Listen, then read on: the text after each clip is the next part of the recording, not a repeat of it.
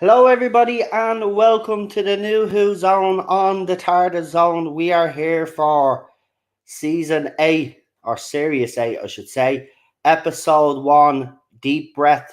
I hope you are all well. And I just seen before I came on that Chris Persia has become a member. And as I said in the chat, I am deeply honored, my man. So thank you for that. I really appreciate it. Go and check out the member streams that we did. We did a brilliant one with Jack as well. We did one with Daniel as well. And future upcoming streams, we will have Lee on and some other guests as well. I can't wait for the one with Lee because we always have a lot to say in those streams. So, yeah, come and join me for them. If you're not a member, there is a join button. If you wish to do so, you don't have to. You'll still get your videos on here. It's just there's extra content for people if they choose to view it. So as I said, Chris is a new member. We'll just throw that up on screen there, and we'll welcome Chris. So everybody, welcome Chris as a member. Obviously, he's been the mod on this channel for a long time. He's one of the good ones. He mods on a lot of people's channels. So Chris, thank you yet again. Absolutely, you're absolutely fantastic, mate. Anyway, let us bring on our guests for tonight. Now, Charlotte did actually send me a message yesterday. So she did say she'd text me if she can make it. But as you know, if you've been watching Daniel's streams, I think she's been on a bit of a break. Oh yeah, I forgot to send bleeding pictures to Cheryl. You're not going to believe it, right? So we went out today, and apparently there's this thing in America for a dog. Something got to do with traffic cones, and we came across some traffic cones, and I had to take some photographs of traffic cones. Don't ask, I don't know, but I have to send them. Have to send the traffic cones. Anyway, as I said, if Charlotte comes in in the meantime, we will bring her on. If not, we will hopefully see her next week. But let's bring on our guests. So let's start with the other queen that we have on the channel. It's the one and only good friend of ours. It's the one and only Problem Being. Traffic cones. I'm mystified. Yeah, so am I, man. I didn't even ask. I should have fucking asked, actually. What? So I think he might have explained it. I think she might have explained it, but it went in one ear and out the other ear because it sounded maybe stupid or something. And when stupid things are said to me, they don't register. So anyway, we'll find out. We got someone it says Facebook user says hi. If you're on Facebook and you're writing a comment, always remember that your name is not going to come up. So if you want to leave a comment and leave your name beside the comment, so I can actually give you a shout out on Facebook as well, please. Maybe his name is, or their name is, or her name is, or their name is Facebook user. Maybe that's their real name. It could be. I mean, it is this area. Very exotic. Yeah, could be. Right, our next guest, he's a real super doctor. Hey Noel, how you doing? Not too bad. I'm intrigued about about the Avatar. Yeah, the Capaldi. Oh, right. Right. That's very clever. That's really Right. funny. It's a bit stupid, but it's clever at the Oh, same that's time. brilliant. That's brilliant. I know. Yeah. I did that when he was announced as a doctor. I get the idea and I just posted it on a certain forum. Oh, yeah. That actually is good. Yeah. Yeah. I don't know. Yeah. Brilliant, man.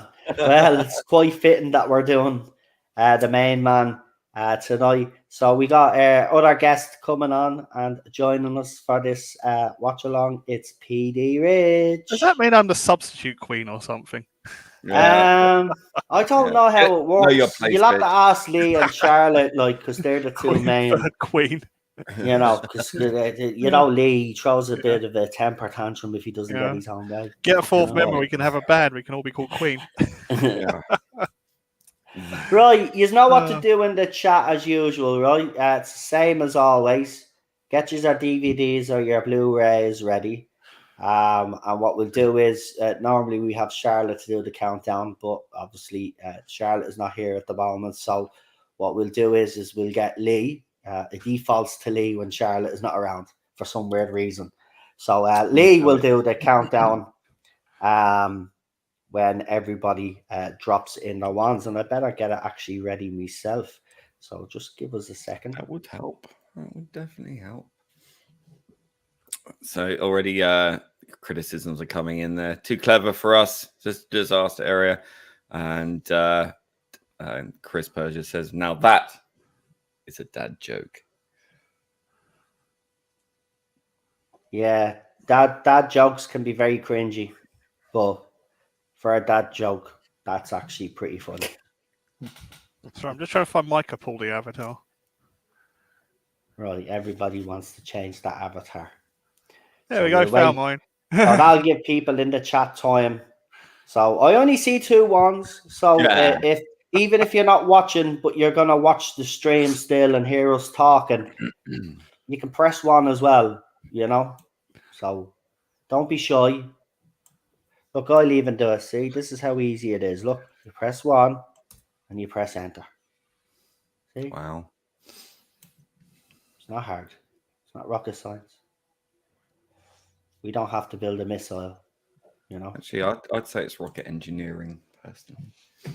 Are the monkeys coming on? Oh, for fuck's sake, don't start that crap again, will you? That was unexpected, but it was funny. I mean, look, I ate that duck. I ate that duck. I could have fucking. I ate that duck. Like, don't get me wrong. Cheryl says, "Were you disappointed?" Yeah, of course I was. Obviously, I was because I knew what was supposed to come. I'm gonna put that video on replay later and just put it on a loop. The moment Noel's heart breaks. Yeah. But still, I went with it anyway, and oh, good on you. Good on you. Fuck it anyway. It happens. Anyway, let's give Lee the floor right now. I see that there are plenty of ones, so you know what to do. We're watching this, and then I'll get you all then to rate the episode in the chat, and then we'll go around the panel and we'll discuss the story. So Lee, if you want to do the honors and take your time doing the 5, 4, 3, 2, 1, because I have to switch over a different page. So just right, but don't wait for me to ask me if I'm ready. Just do the countdown. Right now, we're doing it now. I said, don't ask me, just do it. For fuck's sake, you're taking the piss, man. Right, I mute myself. Right, I'm gonna switch over. So give me 2 seconds, and then do the 5-second countdown. Does that make sense? Right, let's do it. Go. Okay. Well, that's 1 second, and that's 2 seconds. So I'm going to do the countdown now. 5, 4, 3, 2, 1. Go!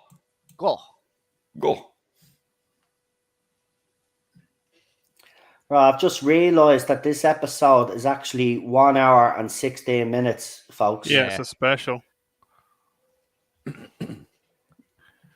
They're kind of cashing on the day of the Doctor, so they did another special and released it in the cinema. Yeah. Rabbi was saying to me earlier, this episode's too long. Those trailers that I put up, though, didn't they? If you'd never watched Doctor Who before, those trailers would make you want to watch the show. Weren't they? Yeah, Weren't that was those great. trailers very well put together? Yeah. Yeah. They were very well put together. Whoever put those together, man, absolutely brilliant, man. Can't Hey, fault Pat it. and Ash the gang.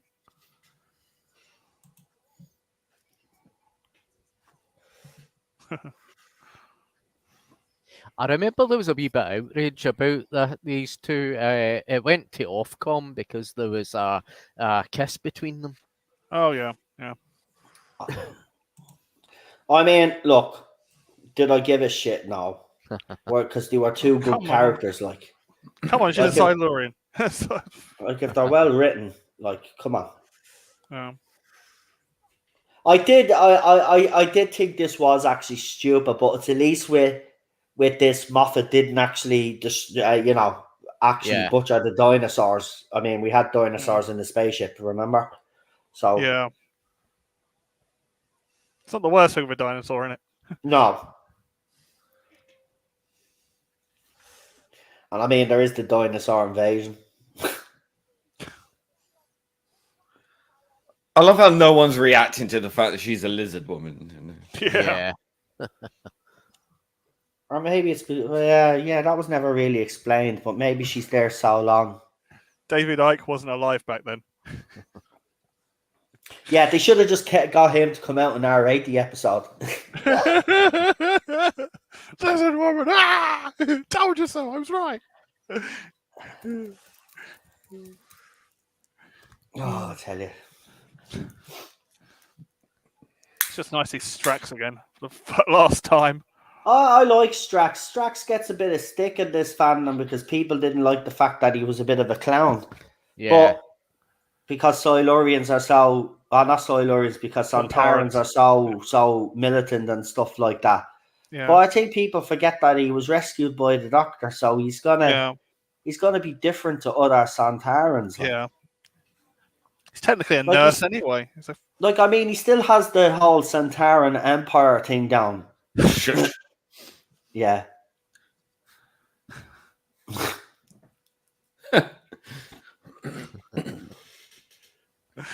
Oh, I love Strax.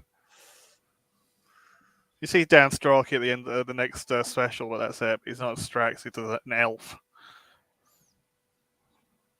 Sleepy. I like Dan. Yeah. Oh. I mean, everything about it—the costumes, the makeup for the latex costumes and all that. They really work really well. I mean, compared to anything from series 11 onwards. Yeah. It's a bit of a quality drop after Yeah. series 10. It's about series 9. It's 8, isn't there? Season 9 and 10 as a series 9 and 10. It's a massive quality drop. Yeah. You can kind of tell it. You kind of see it at the end of series 8 because the mill got replaced with all air. It might be Clara, it might not be. Millennium Effects are still working. Yeah, just realised that. I love how excited he gets about the dinosaur, though. Yeah. Yep.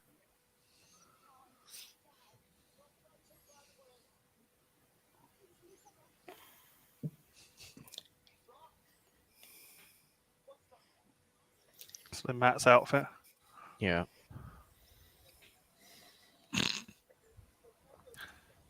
Wrong way around. It's interesting how Peter's hair got a little bit shorter from his regeneration episode. Yeah. Yeah.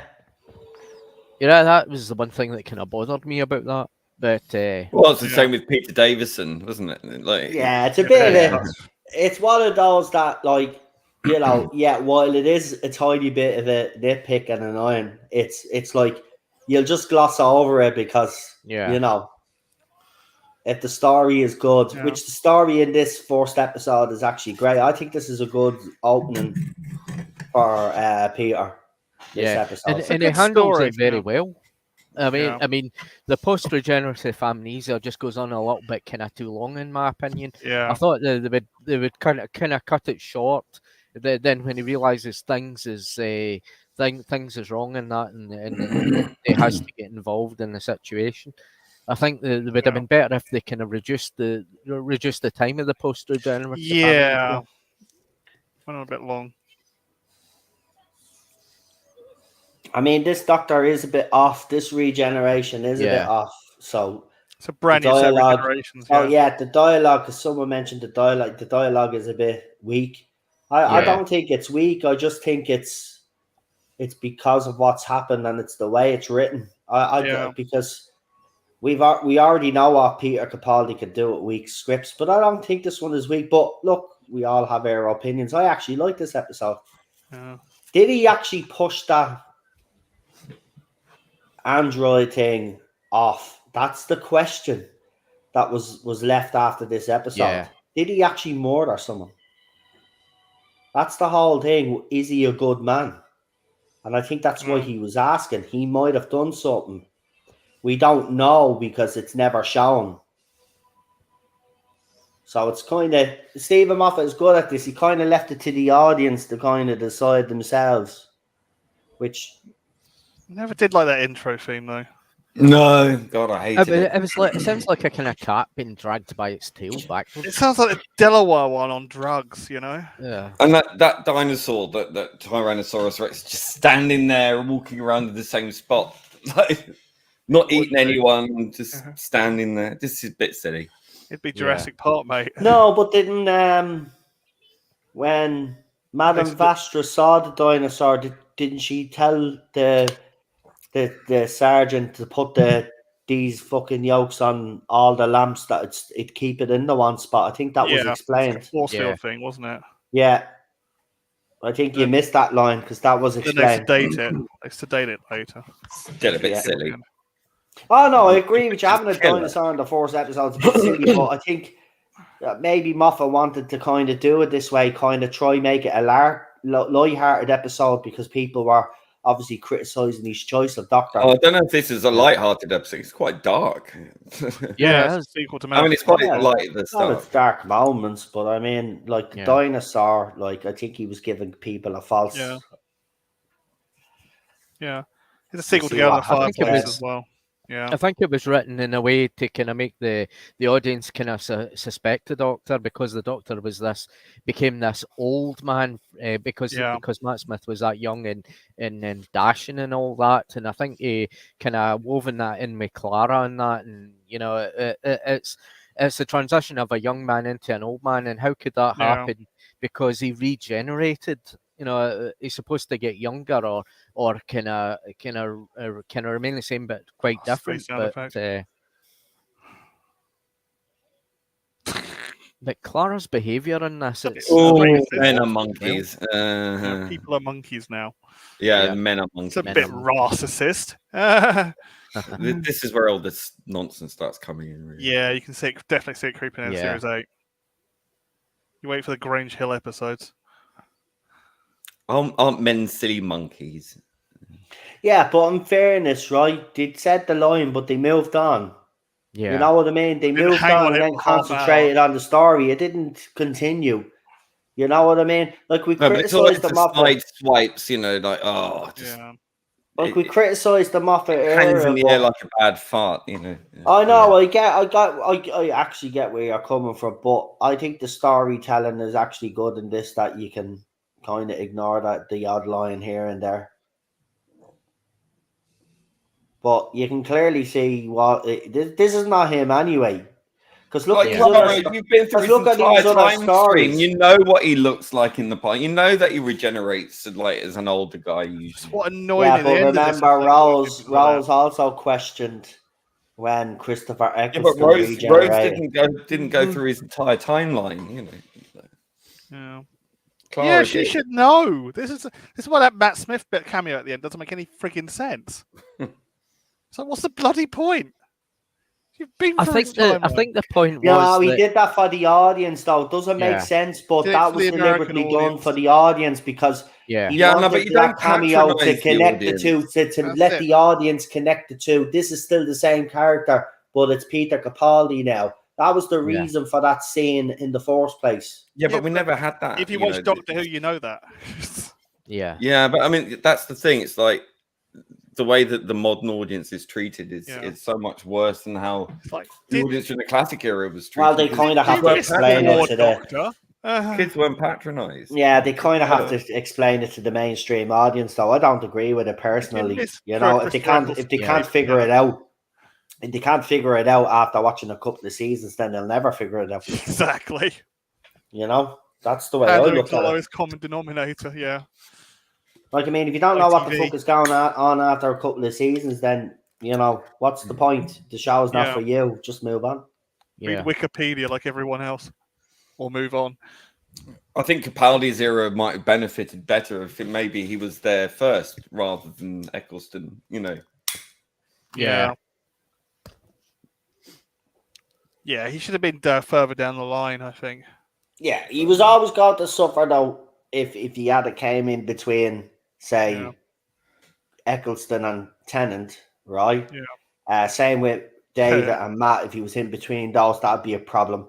So you're right. He would have happened to be the Doctor in 2005 for his Doctor to be probably appreciated more by fans. And I think it is a shame because for us, for a lot of us anyway, he's probably the best actor in the role. And let's be honest, you know, Genesis is up there as one of the best performances I've seen from a Doctor in Tom Baker. But let's be honest, Heaven Sent is up there. It's definitely on equal terms, I think, in writing. And Peter Capaldi with such a great script. Moffat, see, this is the thing with Moffat. Look at his stories when he was under RTD. There was none of this agenda bollocks in it. It was I actually starting to believe that it actually was forced on him. And he tried to limit it as much as he could. And this was the best that he could actually do. Yeah. I've given Moffat a lot of stick over the years, but I've kind of not the worst softened towards him. I mean, in fairness, it hasn't helped that we've had the era that we've had. I suppose that's probably made me appreciate Moffat a little bit more. But I genuinely do love Series 9 and 10. I do be baffled by people's reaction to those two seasons. I still am to this day. I just don't get the negativity because I love Series 9. There's great fucking stories there. Yet there's fucking some stuff that we don't want to hear in it. But the stories, man. It went back to serials in Series 9. That's what I loved about it. Exactly. It felt like old new just Gordon popping Blue. in for a quick hello. Hey, to everyone says hello, ma'am. Charlotte. Sure, you're not going to pop in for the last 5-10 minutes till you go Matt Smith again. See, what I think they should have done in this episode, I think they should have, I said it in the beginning, that they should have cut the post-regenerative amnesia down. You know, like, get him straight into being the Doctor, get him in costume, get him all too much sitting around having conversations, you know. You know, it's just get him into action and that, and get the audience to get used to him, you know. I think that's what kind of I think that's what kind of handicapped his kind of Doctor in the beginning because we were moving from Matt Smith to kind of dashing, kind of fast talking, smart dressed Doctor and that, and here we have Peter Capaldi as an older Doctor, and he's in prickly as well. I mean, amnesia.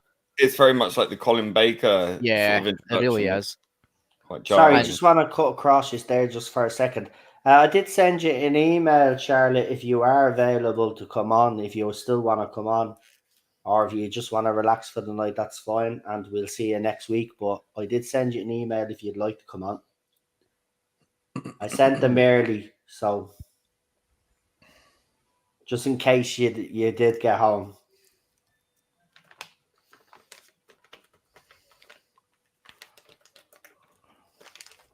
I mean, Peter Capaldi's performances in this is absolutely brilliant, but it's just some scenes in the dialogue, especially when he was with the tramp, and stealing the tramp's clothes and that, and I just thought that was completely out of character even for the Doctor, because I mean the Doctor wouldn't have even done that. I mean, I just thought that was completely uncalled for. Something the Master would do, or the Army. Yeah, but I think we're forgetting one big point here. There's no we're zero missing room. a big point. Well, you weren't He, that. he was given a hiding new. it earlier. Now she's hiding Yeah, her but face now, but Yeah. he was given a new set of regeneration. Yeah. Right, new set of regenerations. We don't know how he was going to react, and maybe because he was the first of that regeneration, that explains his behavior. See, again, I think there is explanations to this. You know, if you actually look at it from the context of, well, he was granted another set of regeneration, right? He went back to the default, which was Matt Smith, and then he regenerated. And look at the way he regenerated. He didn't regenerate slow. It was a fast regeneration. He literally completely changed straight away. Yeah. Right. So I reckon that explains that this does explain his odd behavior and that scene with your man. But I think when he looks in the mirror then and he sees the face, then he comes to the realization of why he chose that face. He starts to come to the realization of why he chose that face. And then after that point, then you can see that he's slowly gaining it. Then he has that conversation with Clara in the restaurant. Yeah. But to me, he didn't fully become the Doctor until like series 9, though. Sadly. But this is one of my favorite scenes with Clara, where she actually stands up for herself against Madame Vastra, because Vastra was and then she goes on about her pretty face. It's like, oh, please.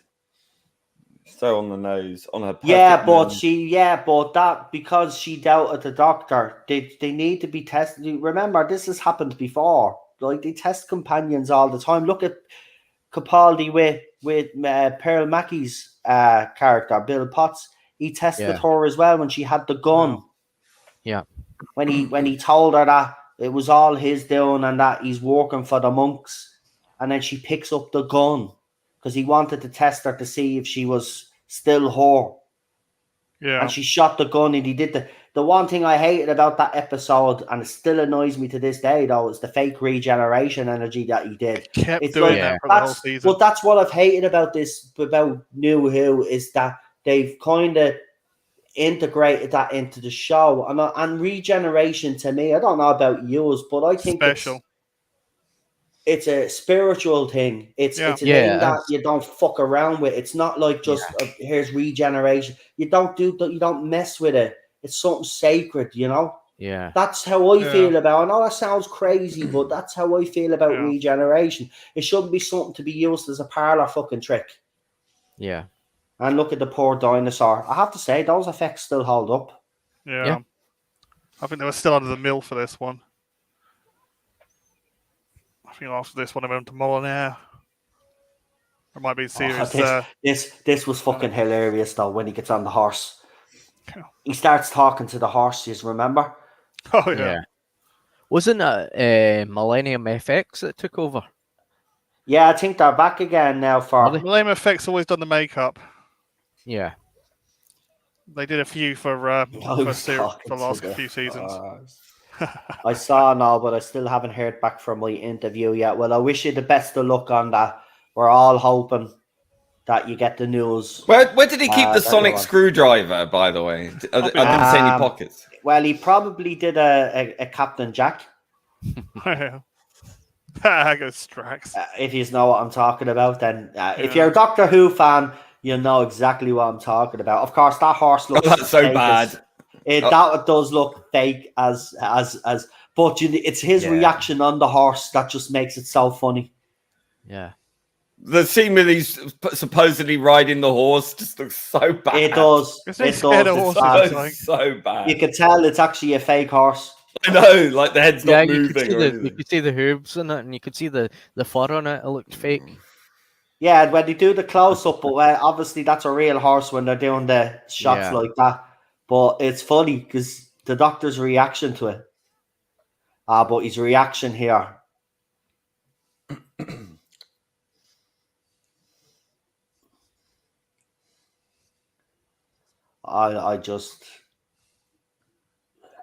He has to return. Yeah, and you can see this is a very Doctor moment. That was stupid. Moffat needed to stop doing shit like that. Yeah, it's because he's a comedy writer. Glasses, then the Sonic glasses, and what other fucking little gizmos did he have? Yeah, it just leave it out. Sonic glasses so much, but it's just that was just comedy. Look, I didn't mind the glasses as much because for the Monks episode, it actually made sense because he was blind, right? The thing about it is he relied too much on the Sonic glasses, and yes, people were getting sick of the Sonic screwdriver, but don't overcompensate with the glasses, like. And then River start using them. Yeah. And if we think about it, which I'm just at the copping onto, if he had the Sonic the Sonic glasses, right? Do you remember in the two-parter with the fucking Weeping Angels? Yeah. They were Sonic glasses. So he probably gave her those Sonic glasses.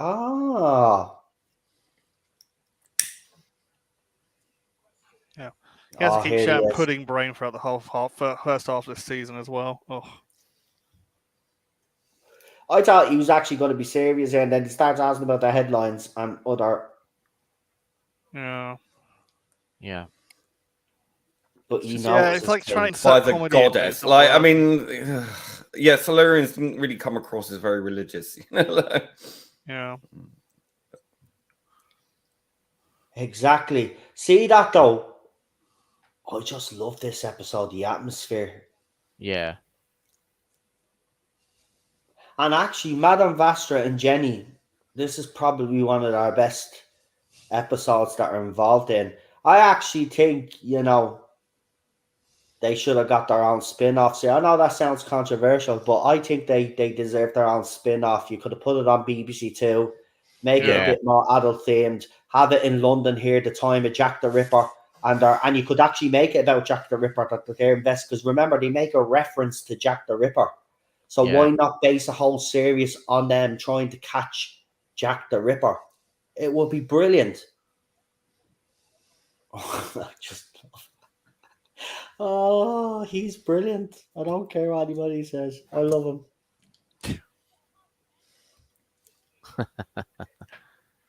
He should become the new mascot of Stonewall, I think. He always get it wrong. On Comics thinks the jokes, the dumb gags, so lame. Now the Sonic cuts leather. Look, I know I'm not going to sit here and deny that and say that some of it isn't silly. Love of Monsters is absolutely fucking silly and stupid, but I love that. Look, we all have different tastes, don't we? It wouldn't be our cup of tea, but I think there's some moments in this, you can hear them all there now on the panel breaking their bollocks laughing, Yeah, I think Moffat injected the silliness to kind of break up the seriousness, because I think so. But I will agree with On Comics. I think some of it is a bit off and the timing's wrong. Yeah. It was like the fourth season of the Orville. Do you remember the fourth season of the Orville? The fourth season of the Orville was the same. Yeah, the jokes were funny and stuff, but some of them felt out of place. Yeah. You see, the thing is, I think the main problem is Moffat was so used to writing for Smith and Smith's energy. Yeah. But Capaldi's energy and it's completely different. Is different. Yeah. But he's still writing in that same style. And I think for Series 8, I agree with you. I don't think he even had direction or which way he wanted his Doctor to go, because as you said and rightly pointed out, throughout this series there are some very dark elements, right? Yeah. But then there's the lighter moments as well. But the problem is it's very inconsistent and it's not balanced.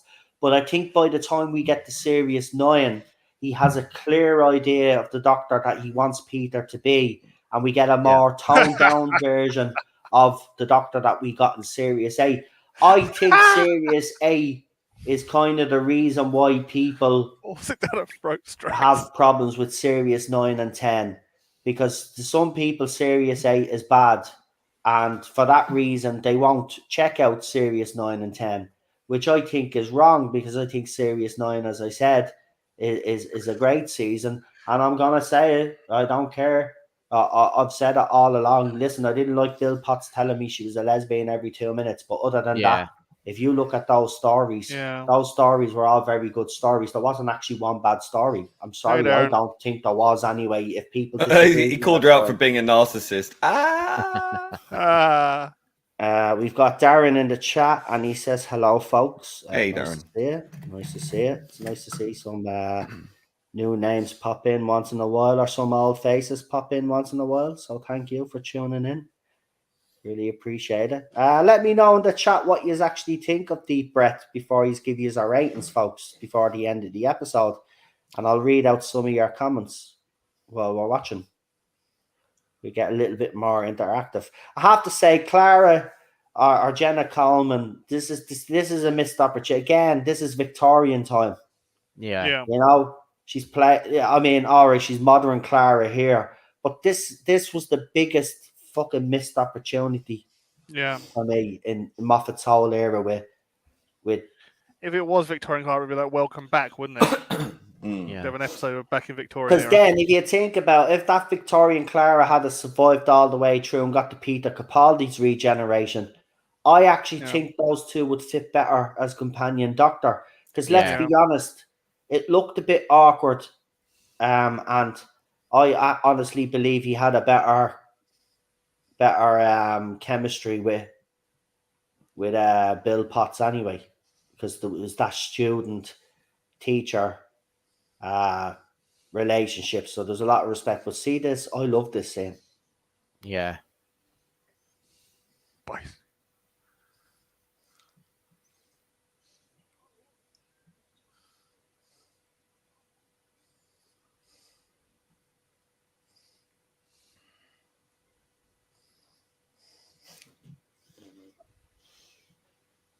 Yeah.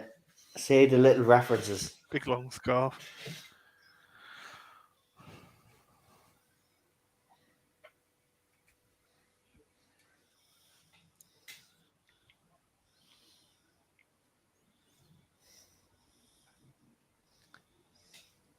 And this is an interesting bit as the doctor's beginning to wonder where he got this face from. Yeah. Yeah, but he doesn't realise yet that he actually chose that while he was regenerating. Not See, yet, he actually blames the Time Lords for it. Yeah, but he figures it out eventually then. Yeah. But you're right, he's blaming everybody else right now. Yeah. Yeah. But this scene is just, seriously, this is what made me fall in love with Peter Capaldi's Doctor straight away. See, but they could have done something really interesting with his realizing where he got the face from, and then because he took someone out of that historical event, that could have had some kind of repercussion. You know? Yeah, that would have been a nice little angle to go with it. I agree. Lobus Calcilli. That's where he got the face from.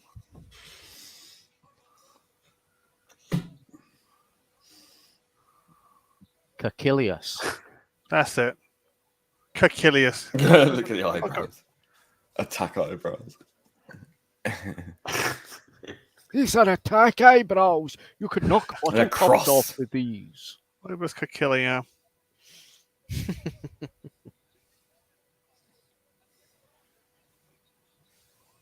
Oh, I am Scottish.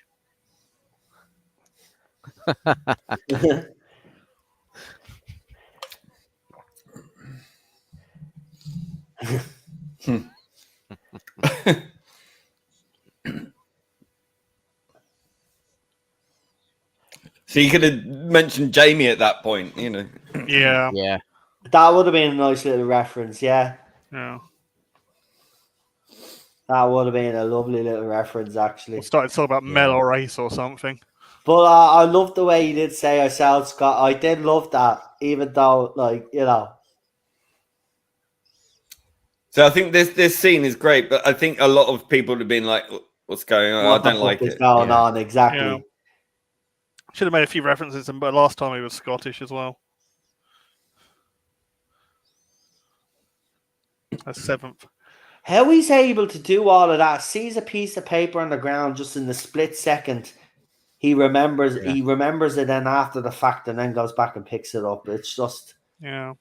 I have to say, I really thought this scene was unnecessary, but I think Moffat was thinking of all the grown men out there Yeah, it was like a kind of bit of Sherlock Holmes moment. That Let's be honest about this. The woman that plays Jenny, I don't know the actress's name, but she is a stunner. She was good looking. yeah, I'd love her to kick ass again in a series with Vastra. Seriously, man. No, a bit like back in the no. What was it? What did we have? What was it? Xena Warrior Princess and Gabrielle. Xena. yeah. They should do a series like that in England, man, with these two. Telling you, man, it'd be a hit. Yeah. Strax instead of Joxer, yeah. Big fucking time. Have Strax in it, but have Strax with less comedy though. Give Strax a bit more of an edge. You know, if you're gonna make it a bit more for the grown-ups, then you need to give Strax a bit of an edge and actually give them a bit of an edge as well. But she is absolutely stunning. I think because of Madame Vastra being a Silurian, it made me accept the Silurians being like this. Is she a bit like, Wow. She's a bit like over the top with the, Yeah. get your tits out, darling, Yeah. Well, it is our wife. Yeah. No, but she was like, Clara, take your clothes off.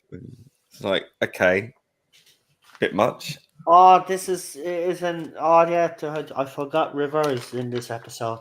No, no. I used to like River so much. Oh no, she's not in this episode. But No, when I heard she was making tea, I get confused again. See, don't be saying making tea because then I automatically think you're getting the candles out and you're going to go into your vision quest thing. Yeah. That was the name of the doctor, mate. That was a few episodes ago. Yeah. That was River's last episode for a long time. I haven't seen this for years, so. Yeah. Last time we see the Paternoster gang. Well, I can't say I'm sad about that, to be honest. I miss Drax. He's testing you to see how clever you are, Clara. But it's not what we think it is. It's not who we think that's testing Clara. Yeah. Oh, yeah. I forgot who's testing Clara. You're absolutely right. I forgot about who's going to make an appearance. Yeah. A certain female Time Lord. Yep. Yes, I remember. Now it's clicking. It's been a while since I watched Series 8 or watched the whole lot through. I've watched certain episodes. Yeah, it's been so long. I can't remember why she was doing it. So, well, it'd be nice to kind of revisit it.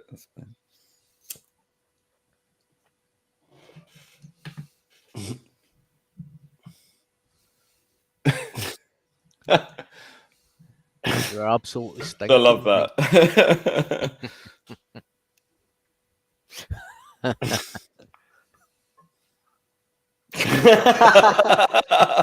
It's fucking you, mate. Oh, I love him. I bought it. You see, here's the thing. He is a serious actor, but I think he's proven even in this episode, in the first 33 minutes, 34 minutes, that he can actually do comedy. Yeah. He's been fucking hilarious in this episode as well. Yeah. Problem is I keep putting comedy into Series 8 and it just gets a bit too much. Yeah, I think Moffat was overcompensating because he was an older doctor and wanted them to appeal so badly to the younger audience who were absolutely gutted after Matt Smith's regeneration. Yeah. It's like he wanted to be Tom Baker, and it's like he's not Tom Baker. He's Capaldi. It's like, unfortunately for Capaldi needed something actually spectacular from Stephen Moffat. Yeah. And it never really materialized. I don't think it materialized until the beginning of season 9. Yeah. Yeah. And then it was too late by then because most of the audience had dropped away. When he's midlife crisis, Doctor, I think not most of the audience. The younger audience left, but it still had steady ratings. It was still getting decent ratings, but it did lose quite a few million. Nobody's in denial about that. It's the ratings fall since then. Since the other two took over, it's been a steep decline. Yeah. And that's episode. Oh, sorry. Come on, John. No, go And on. this episode in particular, it takes a lot of concentration and attention onto this doctor. And it just really doesn't really get to kind of the point. I mean, the acting is great in that, but we really need to kind of move past the post-regenerative amnesia and that, and the kind of, you need to get. See, the people into are that not eating their character. food. Yeah. Yeah, but again, as I said earlier on, I think this has got to do with the fact that it is a second set of regeneration. He regenerates straight away into Matt Smith, so there has been some Remember, his fifth regeneration wasn't great either. That was weird. Yeah. And his sixth.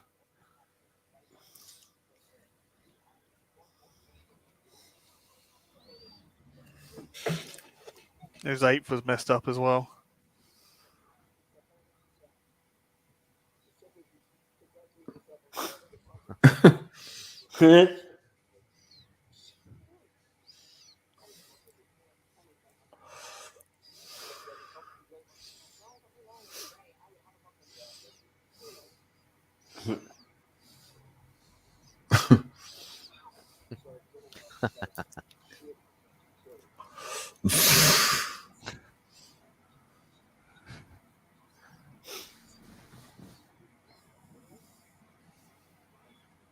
It's a very Tom Baker moment, this.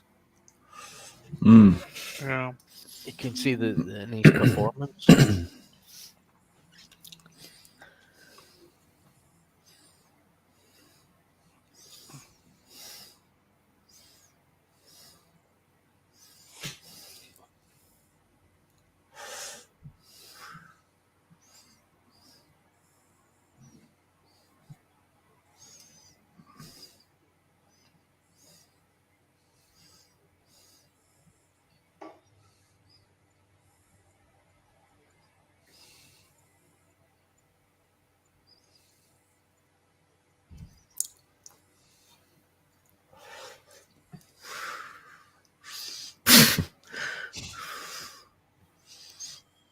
Breathing.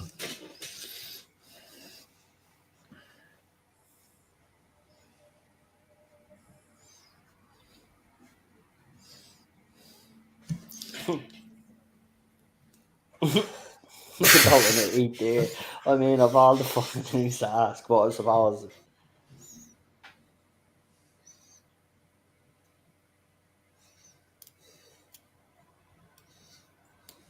Why it's called deep breath. Yep. Actually, I've never done that in a proper restaurant. I mean, I've went into a fast food place, sat down while I've decided what I wanted, and then I've said, oh, I don't want to actually be here. I'd rather go to this place. But I'd never actually do it in a restaurant. That would be embarrassing. No. Well, I've been in a restaurant and waited. Like, I was with my grandmother at the time, so a long time ago. But we were sat there. We'd ordered and we waited for about an hour. Oh, that's different. And then we just got up and left. Yeah, that's different. Yeah, I would. I'd even get up after fucking half an hour, mate. Yeah. If your starter is not out within 15 minutes, that there's something going on. Yeah. Yeah. Right, because starter is the quickest one. They get the starter out the fastest because it gives them time to work on your main course. Yeah, it takes a longer than 30 minutes to get your main course out. It's like that's it. So that's why they give you the old starter. I hate restaurants because you'll be there eating your starter. You'll have your starter eaten within 5 fucking minutes. So you're sitting there 25 minutes eating either bread rolls or fucking drinking alcohol. Yeah. And you know what's irritating? Somebody come along and saying, "Are you finished?" Where you're clearly taking a break between your eating. Yeah. That's when I want to hurry you out the door. Yeah. Get out. Get the money. Pay us and get out. I want to take a break.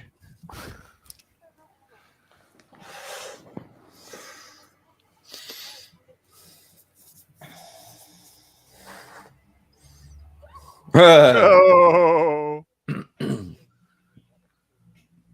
Yes, we have a children's menu. Yes, we have a children's menu.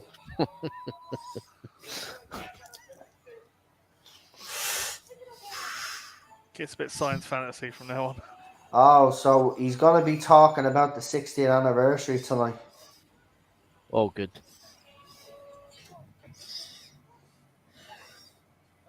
Actually, right now, 7:30. I'm recording it anyway. Oh, what? RTD on the one show.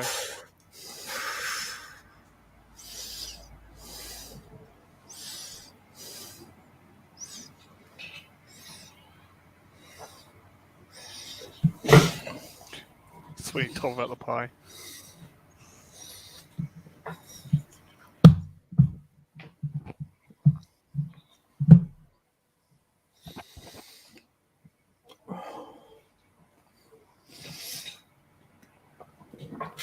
That seems hilarious.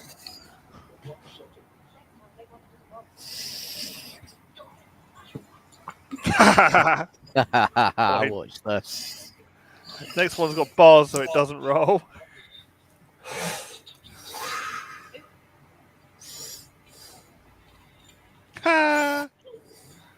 Maybe comment. Did you hit something? Did I hit something? So funny.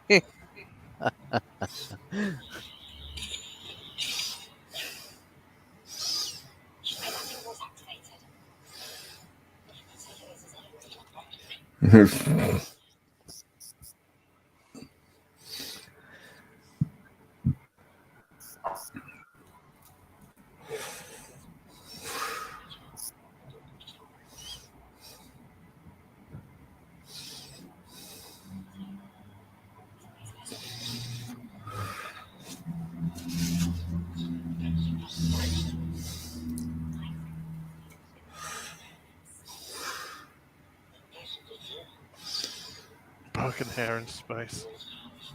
Yeah.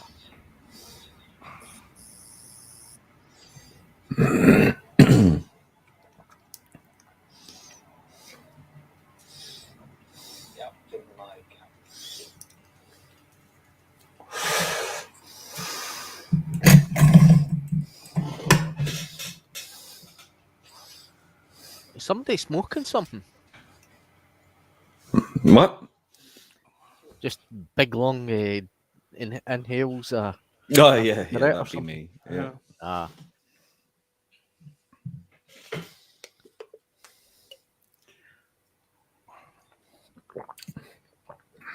It's the problem with those blue yeses, they pick up the entire room.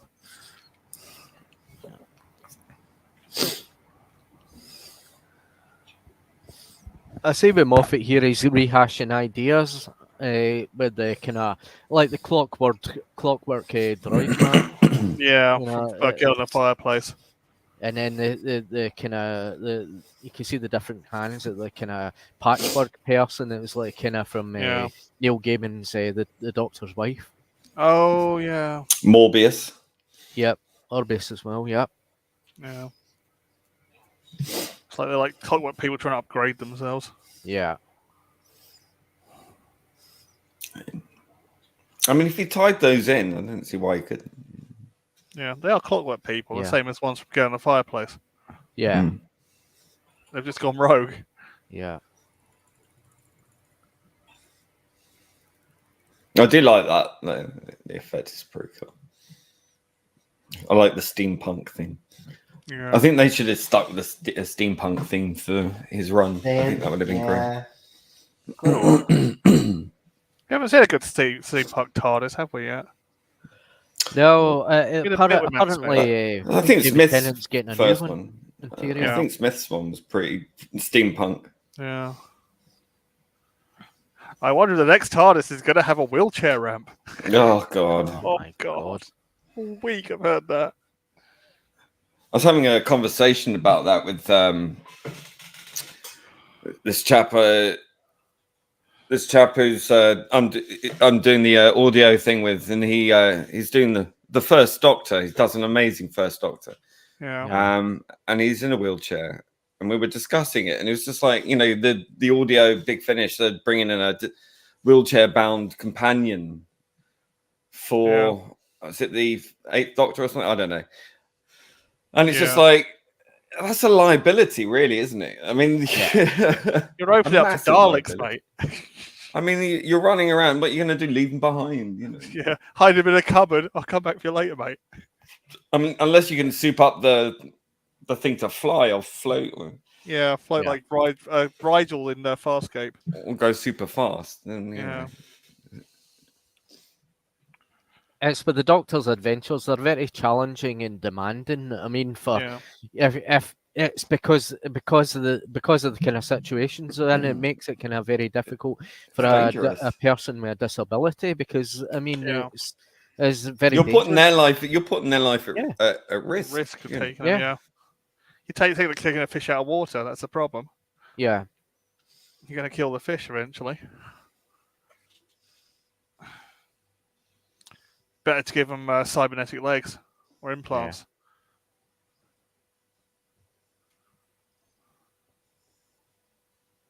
Yeah, but as I said, I think I said it on Gobby Guy's chat, in the comments, I turned around and said, Eccleston's and Tennant's had a massive ramp going up to the console room, and Matt Smith and Capaldi had a massive bridge going to the console room. Yeah. To the console, so... I said they were pretty much accessible. It was Guess Who's who didn't have any wheelchair access. Yep. Jodie and her stairs. It was there's steps in her console room. Yeah, that's true. Yeah. The inclusive Doctor had nothing but steps in her console room. See, I think the ramp is for K9. Yeah, it makes a kind of an entrance for K9 to come back. Yeah. Well, K9 managed without it. Yeah, they just picked him up and popped him in. Yeah. Well, he managed to get out on his own, didn't he? We just never saw it. Yeah, and even getting into the TARDIS as well because of the kind of step at the entrance to the TARDIS. Yeah. I mean, you could even get in the 8th Doctor's TARDIS if you're in a wheelchair. You just couldn't get to the console because it was on a step. Yeah, yeah. I think the worst classic TARDIS was Tom Baker's auxiliary control room, his Victorian one. Or maybe the wheelchair is for the new Doctor. Yeah. Until he completes his regeneration. Yeah.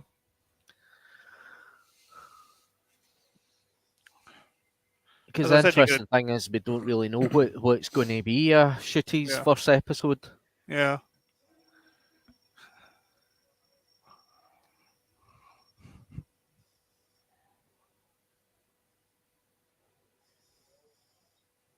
Oh dear. Well, she lasted for as long as she could, so fair play. Yeah.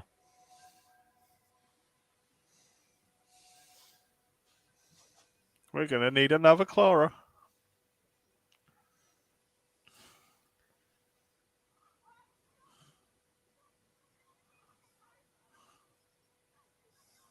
Gone back to Grange Hill, we have.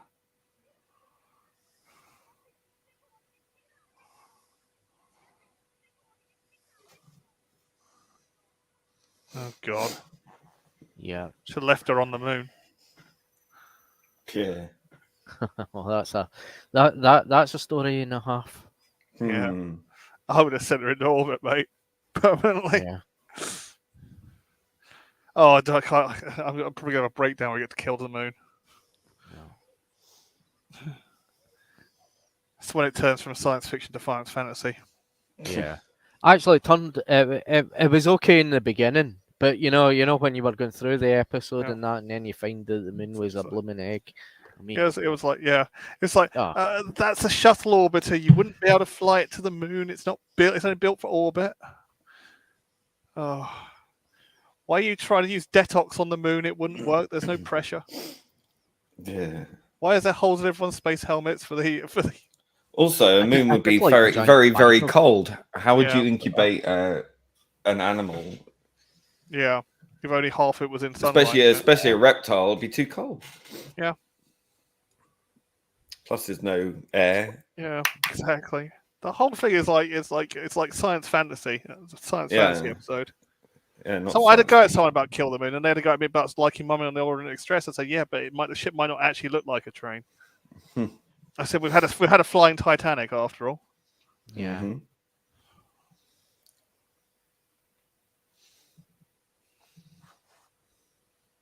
Yeah, that was a good episode though, Mummy.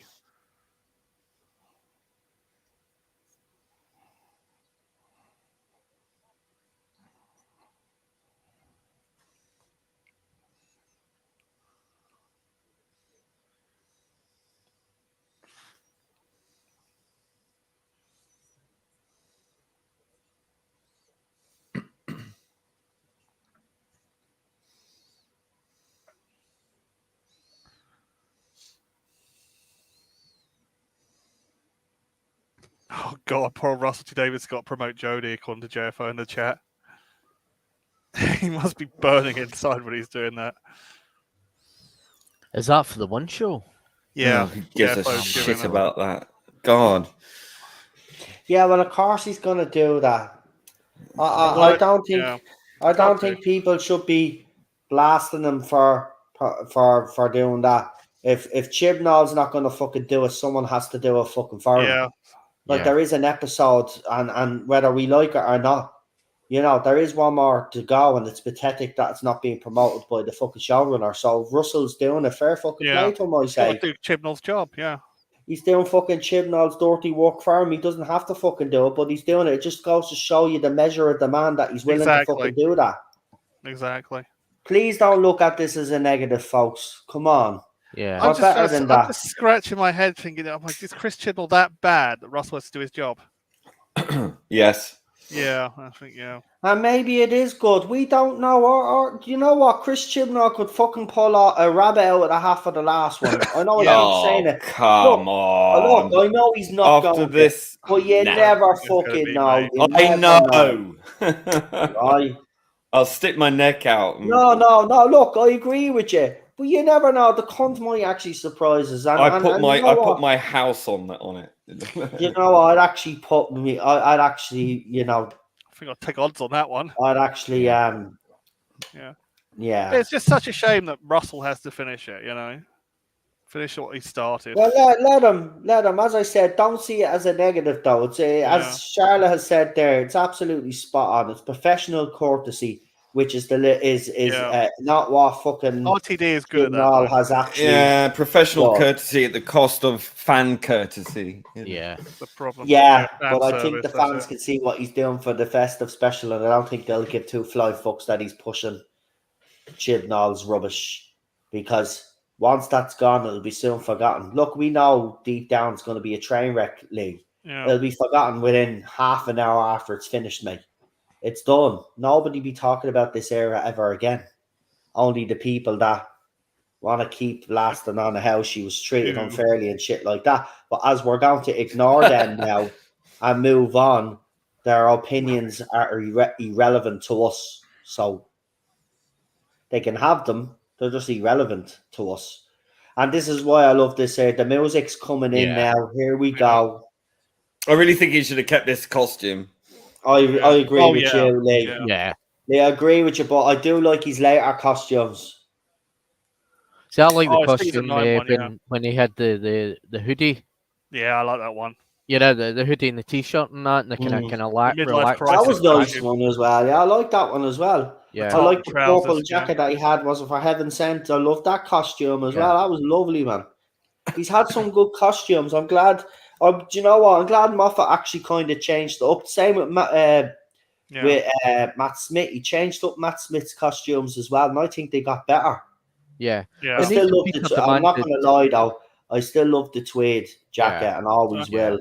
But the I know other I did the jackets are button-up like, shirt thing, though. Yeah. I think Yeah. Super Doctor told me a little while ago. Yeah.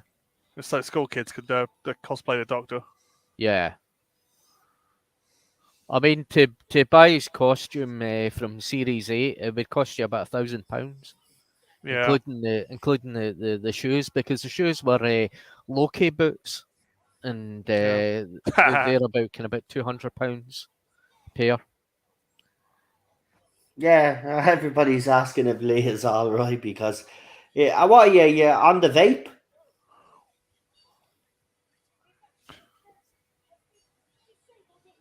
You there, Lee? They've changed those sword blades with the eye toes.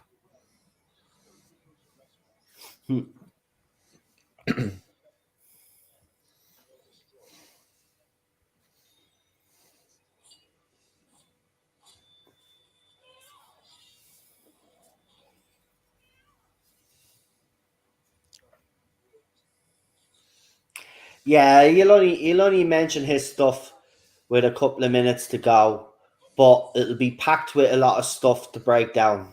Yeah. I don't really care what he says, but we will cover what he says about the centenary because it'll be interesting to hear from his point of view. But I do believe he's given Chibs a leg up here because Chibs is not doing his job. It's like as if he's done and he's kind of just given up, you know? Is Russell going to come dressed as a janitor sweeping Chibs' mess up? Are you all right there, yeah? Oh, he's gone again, I think. Or is it me?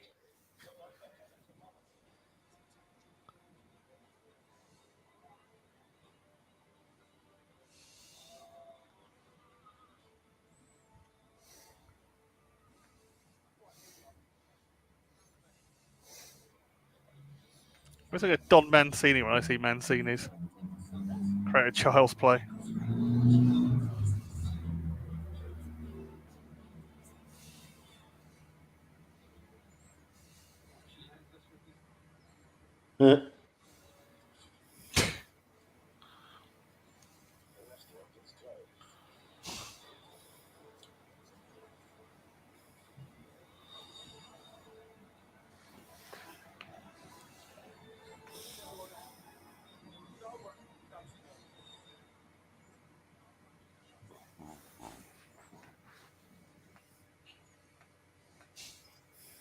Having a whiskey, like a Scot.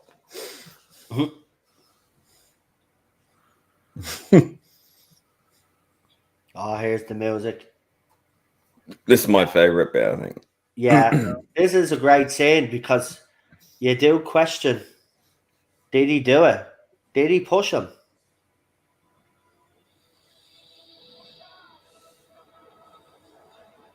I think he wanted to, but I think he was able to convince the android. That's what I like to think. Or alien, whatever the fuck it is. Hello, Leland Gaunt. Yeah, hey, Leland. So if he didn't push him, then he went himself, and then he went into you know who's TARDIS and was transported to the Promised Land, and you know. Oh yeah. Into thingy's globe. Yeah. I mean the thing's got a consciousness though. Nether sphere. Yeah, the Nether sphere. God, I can't even remember it from all the years ago. Yeah. Like that hot air balloon is human skin. Yeah. Explains the gas.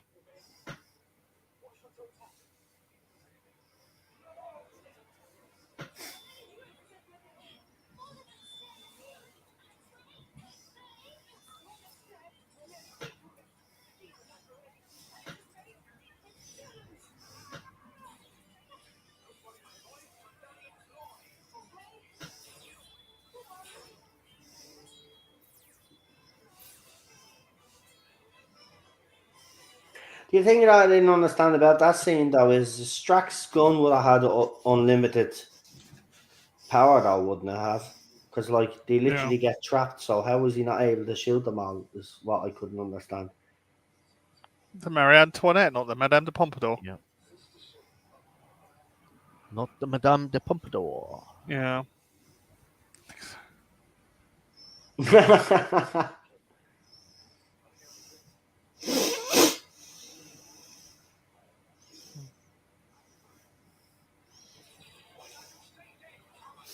All right, they can't stay dead. Okay then, right.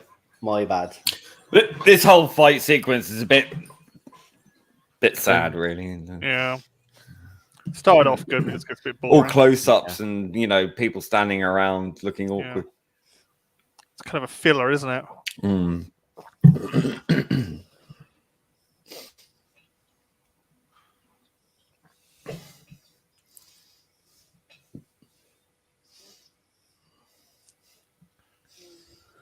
But if Capaldi kept that costume, it would be a throwback to William Hartnell.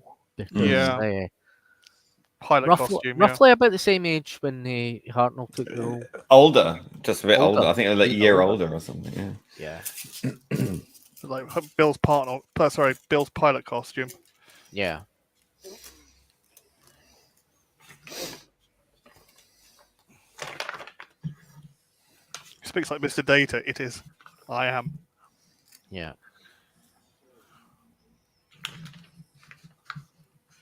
That's based off Data from Star Trek.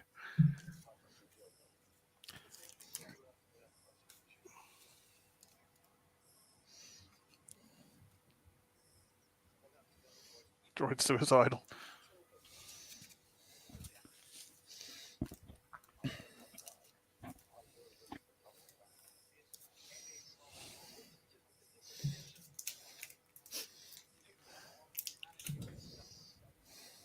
He's trying to get to Silicon Heaven, isn't he? Where will the calculators go?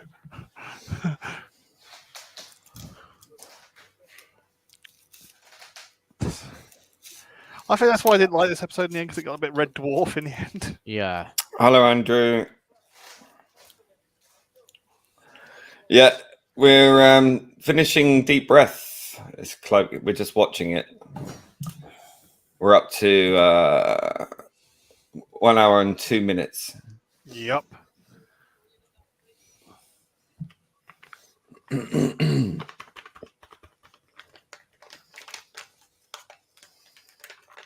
I see his face on the other side. Yeah, but you see what happened there? It's like he picked up a thing that's like a mirror, because he doesn't know why he chose. So it's very clever. It's actually very clever, man. But this human skin, I mean, someone made the point in the chat there that, remember, this is supposed to be a family-friendly episode. It was this. Yeah. It had its light-heart moments, as I said, but it does have those dark elements. I mean, there we go. Oh, finally, Clara. You cottoned on. Yeah, plot convenience. Plot calls for the solution. MacGuffin moment.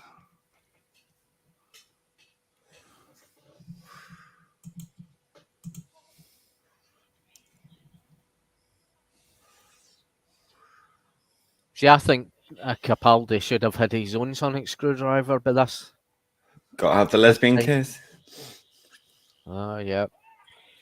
Yeah, but it wasn't, at least it was done for a purpose. I know, but it's just any excuse to fit it in.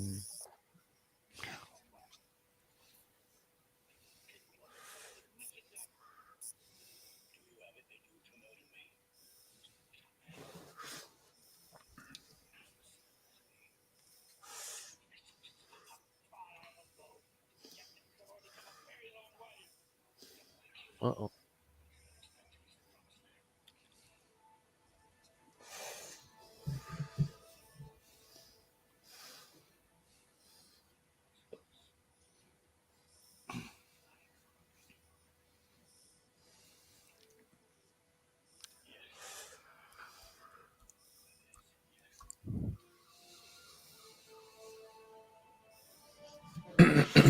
See, I think there's the moment that I actually believe that the clockwork fucking whatever it is killed itself. Yeah.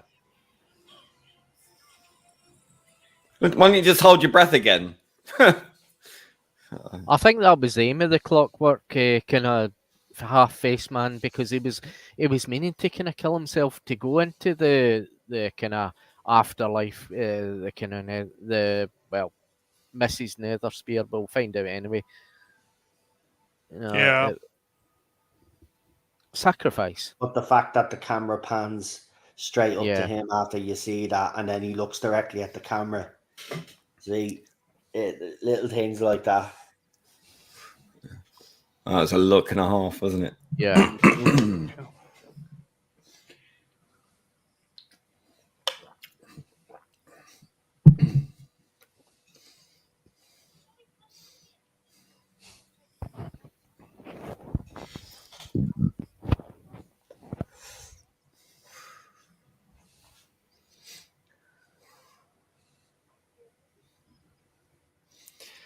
No, this bit I think just goes on too long. Yeah.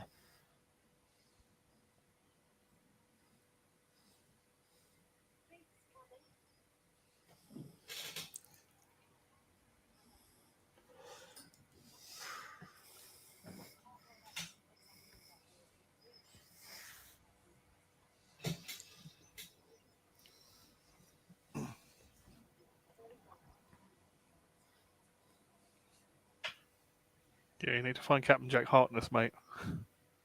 Or River Song.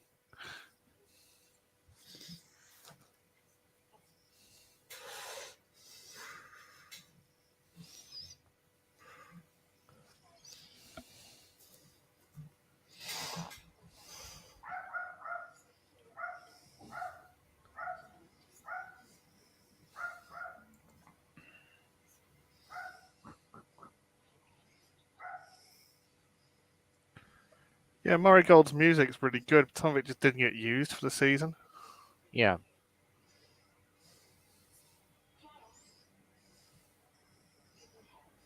Give him hell, he always need it. Yeah.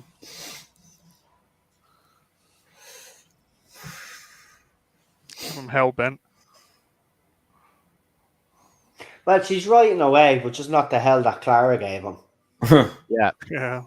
I mean, the companion's job is to kind of keep the Doctor on their toes. Let's be honest about it. What it was miscalculated. I thought it was a bit extreme.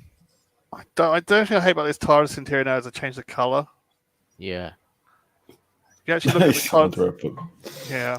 I do like the recoloring and the bookshelves and the more round things. I don't like the colour because it's a cold set and you've made it try to make it warm. It just doesn't look right.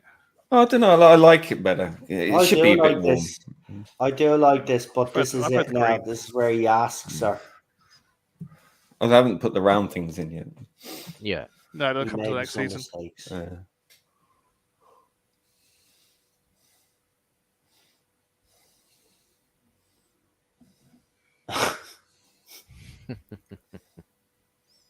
No, you're going to meet him next episode. He's annoying. I love this though. The jacket look, man. Yeah. Absolutely. The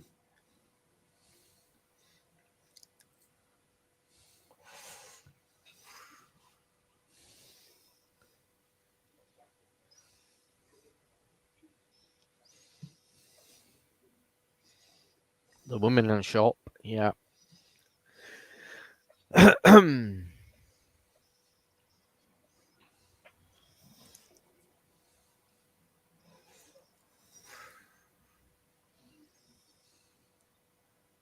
Is it a Mr. or a Missy? But yeah, fuck off. Yeah. Yeah, fuck off. I need a companion. They're annoying. Even though you've seen his entire timeline before. This is the moment she became a right BITC. Yep, that's the moment. Well, I'm gonna say, even though some people don't agree with this scene, I'm a sucker for this scene. Yeah, I am. I understand why they did it. I just don't think it really works. No, it was to kind of connect the two Doctors for the younger audience to try win them over. But I do like this scene though, because it was great to see Matt Smith again.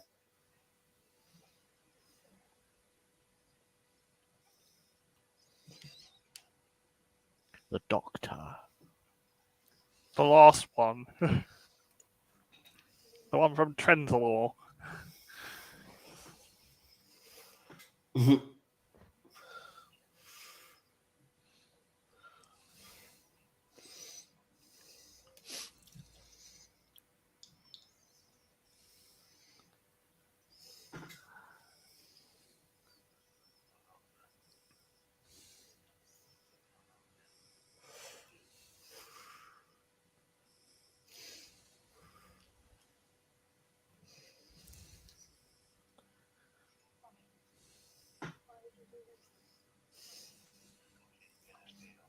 I think it's going to be a whopper. Because I'm a bit of an asshole. I want to piss you off. Yeah, this is when she comes the absolute B word. Becomes a carer.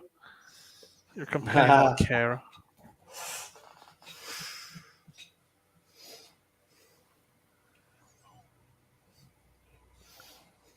They're supposed to had the TARDIS materialize in Glasgow, but it wasn't really like that. It was I think it was just Cardiff. Yeah.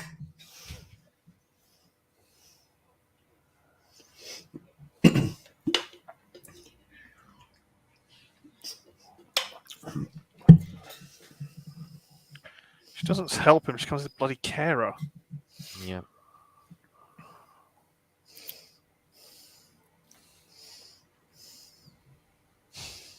I know, I'd love but it- Peter I'd sells laugh this in, and Yeah. Matt smells this. Matt sells this in as well, Oh, Yeah. and even she does. I have to admit, but it's Peter's reaction to this phone call now.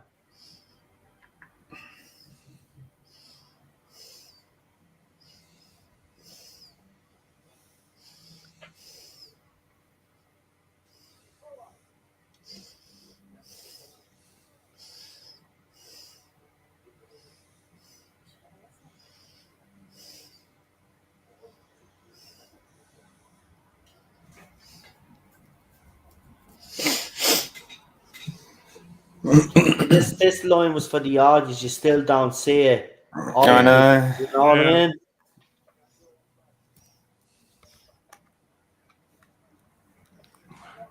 It just feels so Comic-Con generation, though. I know, but it was because the fans were giving out about, and I'm sorry he had to do this, but it makes sense in the context of it. But Peter does sell this, like Yeah, Peter does a good Yeah. job. It's not a good just idea, see though. me. It's like, did you not watch Days? It's funny how they did that with him, but they didn't do that with Jodie Whittaker. You know, No, where I you agree. really needed that. You know, she didn't endear herself at all. It's oh yeah, nothing to see here. God, Moving sounds on. like she's from Yorkshire. Oh God, no! God, that voice. Oh God. Oh, Icky Bob. Oh, Ecky Thump. Yeah. It's his nose running. Oh, you're the bestest ever, Yaz. Oh. I don't think I'm a hug person. It's got a runny nose. I'd never noticed that before. Oh yeah. I love the fact that his hands are still out. Like, Yeah. Yeah, I mean, that's being socially awkward, but still doing the Yeah. thing anyway. Yeah. It's like he's a bit autistic like that. Yeah. Like, don't hug me, don't hug me, don't hug me. Well, I think the doctor is an autistic, you know, Yeah. a savant. But he's different with every generation, though.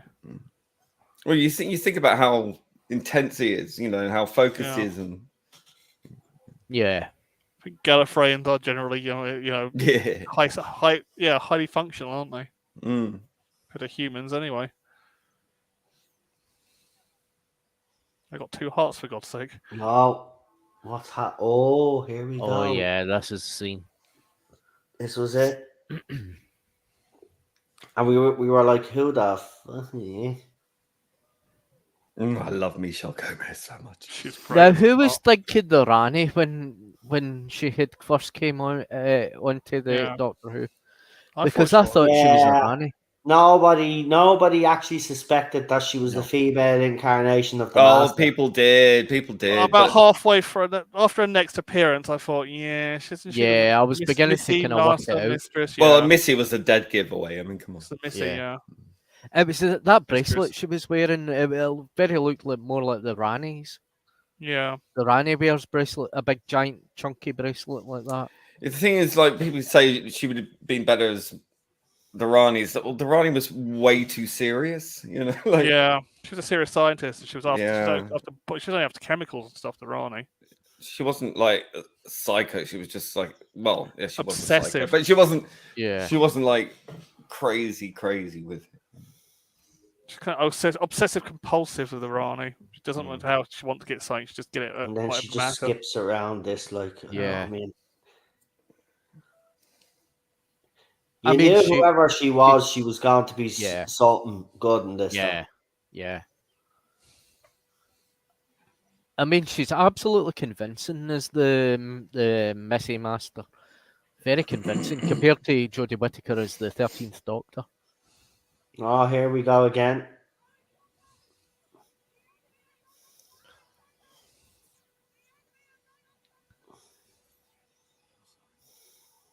It's a very kind of it divides a lot of people this episode into the Dalek. I have to say I don't like it. The Dalek episode. I really remember being absolutely hating that Into the Dalek.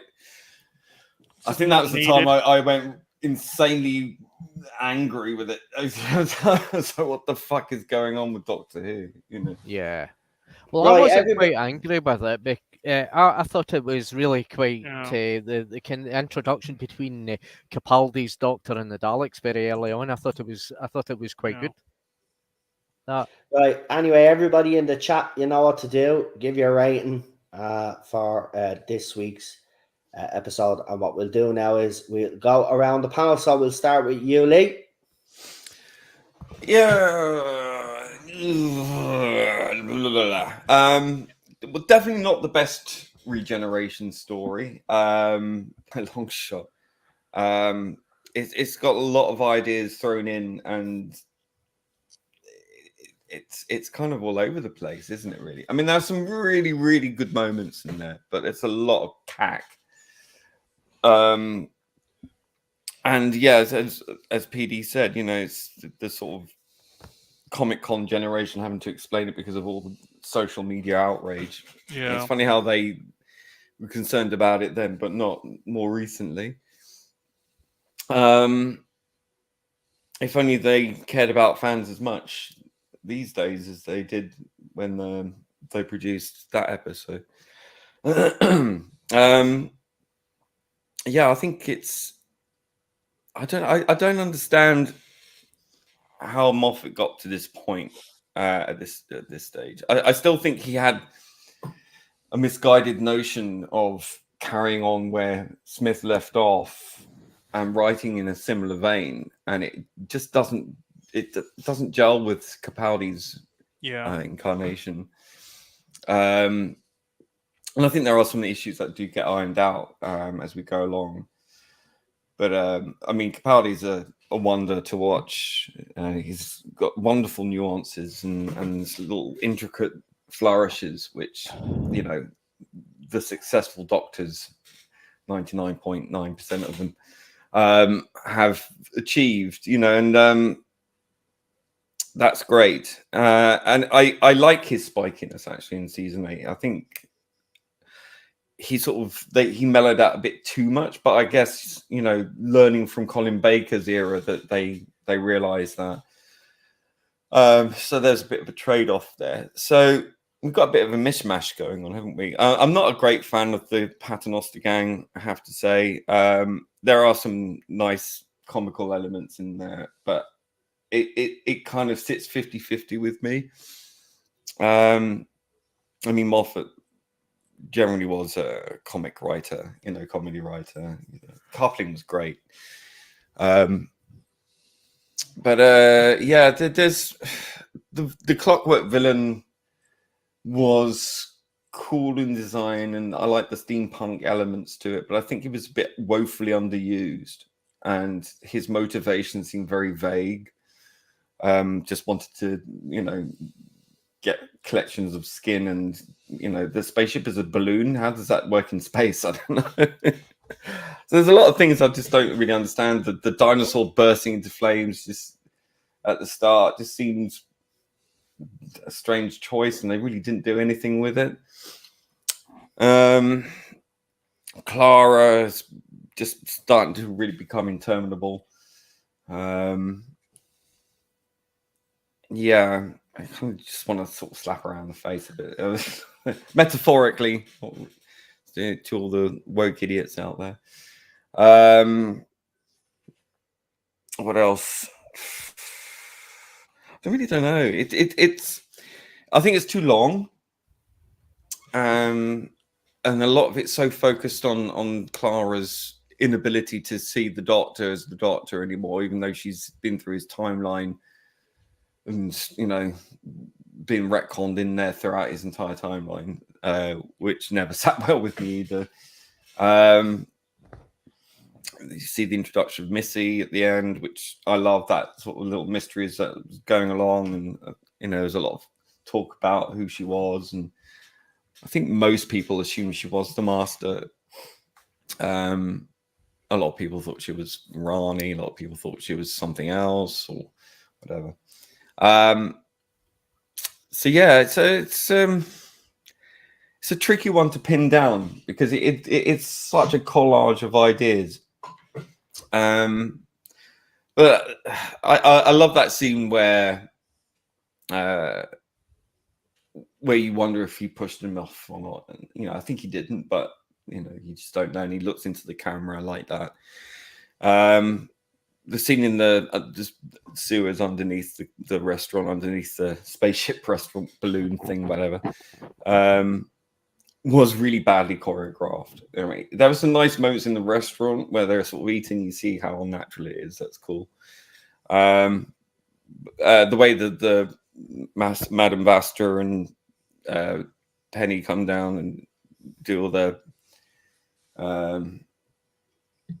rolling down the whatever you call it, that looks cool, but just kind of a bit silly. And you got the sort of uber feminist messaging going on. Men are monkeys, apparently. So it's a lot of nonsense. There's a lot of cringe writing, too much comedy, which I think underpinned the Moffat era a bit too much. But you know, I don't think, to be fair, I don't think it was too much. And you know, you play to Capaldi's strengths, and he's an excellent comic actor as well as a serious actor. So yeah, I mean, it's an interesting start. It's a unique one.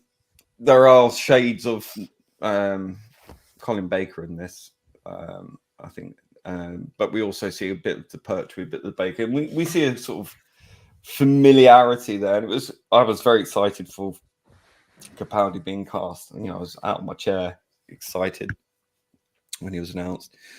But I think it was a bit underserved with some of the scripts. But as I said, there are some nice bits there, and you know, a bit of meat on the bone for him to chew on, which was good. So what would I give it out of 10? It's really difficult. I wanted to like it more than I did, and having rewatched it for the first time in years, I kind of enjoyed it a little bit more, but it just didn't have the same energy. I'm gonna have to give it 6.5. Thank you, Lee. Real Super Doctor. I think this was a direction that they really didn't know where they were going with Capaldi at this point. They basically were using everything in the Matt Smith era, the music, the style, the tone of writing, and everything like that, and basically that Capaldi was just working in his own strengths throughout the episode, and I think that the post regenerative scenes is just too long for the kind of modern day audience to kind of get used to the Doctor, because you had a new Doctor there, and at the end they had to try and explain that through a phone call between Matt's Doctor to Clara to get her to understand that this is still him. I think because the post-regenerative amnesia kind of handicapped Capaldi a wee bit slightly in the fact that he needed really to kind of be in his Doctor's shoes. He really just didn't need to be kind of, you know, kind of be bounded by that kind of regeneration, that post-regenerative amnesia. He wanted to kind of be more or less the character in that, and into the costume, into the scene and all that, working things out. And he does that splendidly, even though that he's still carrying off the post-regenerative amnesia. But it would have been better if he was in character kind of more or less straight away, and that the recovery happened in the TARDIS with Clara and that, and we didn't get to see that scene. He just went into the scene right away, and it would have been better if it was Madame Vast or Jenny Strax getting used to the new Doctor rather than Clara, because Clara must have had spent some time with the Doctor after his regeneration and all that, and we saw him in his costume and that, and all and the variation of the TARDIS and that, and him working out and getting into the situation straight away. But after all those years, it has aged a wee bit slightly, but the the fact is that this is the beginning of Peter Capaldi's era, and it's got many flaws in it, but it's not down to Peter. It's really down to the to kind of more or less the direction that it was going, and not in Moffat just wondering how to kind of put the 12th Doctor into fruition. I liked what what could I say I liked about it? I liked most of the scenes of it, and the scenes where he discovered that with the tramp, that he found out that where he got his face from, and he's still kind of working that out. But and he's blaming everybody for everything that has been going on. And the thing is, we really don't know. We can if you were watching this episode for the first time, there was a lot of clues in this episode, kind of leading towards Missy in the end. But if you were watching this episode for the first time, I mean, it'd be very kind of difficult to kind of interpret what was really happening, because Moffat was expecting everybody to know what he was really thinking, and what he was writing in that, and it's very cryptic for a first time viewer.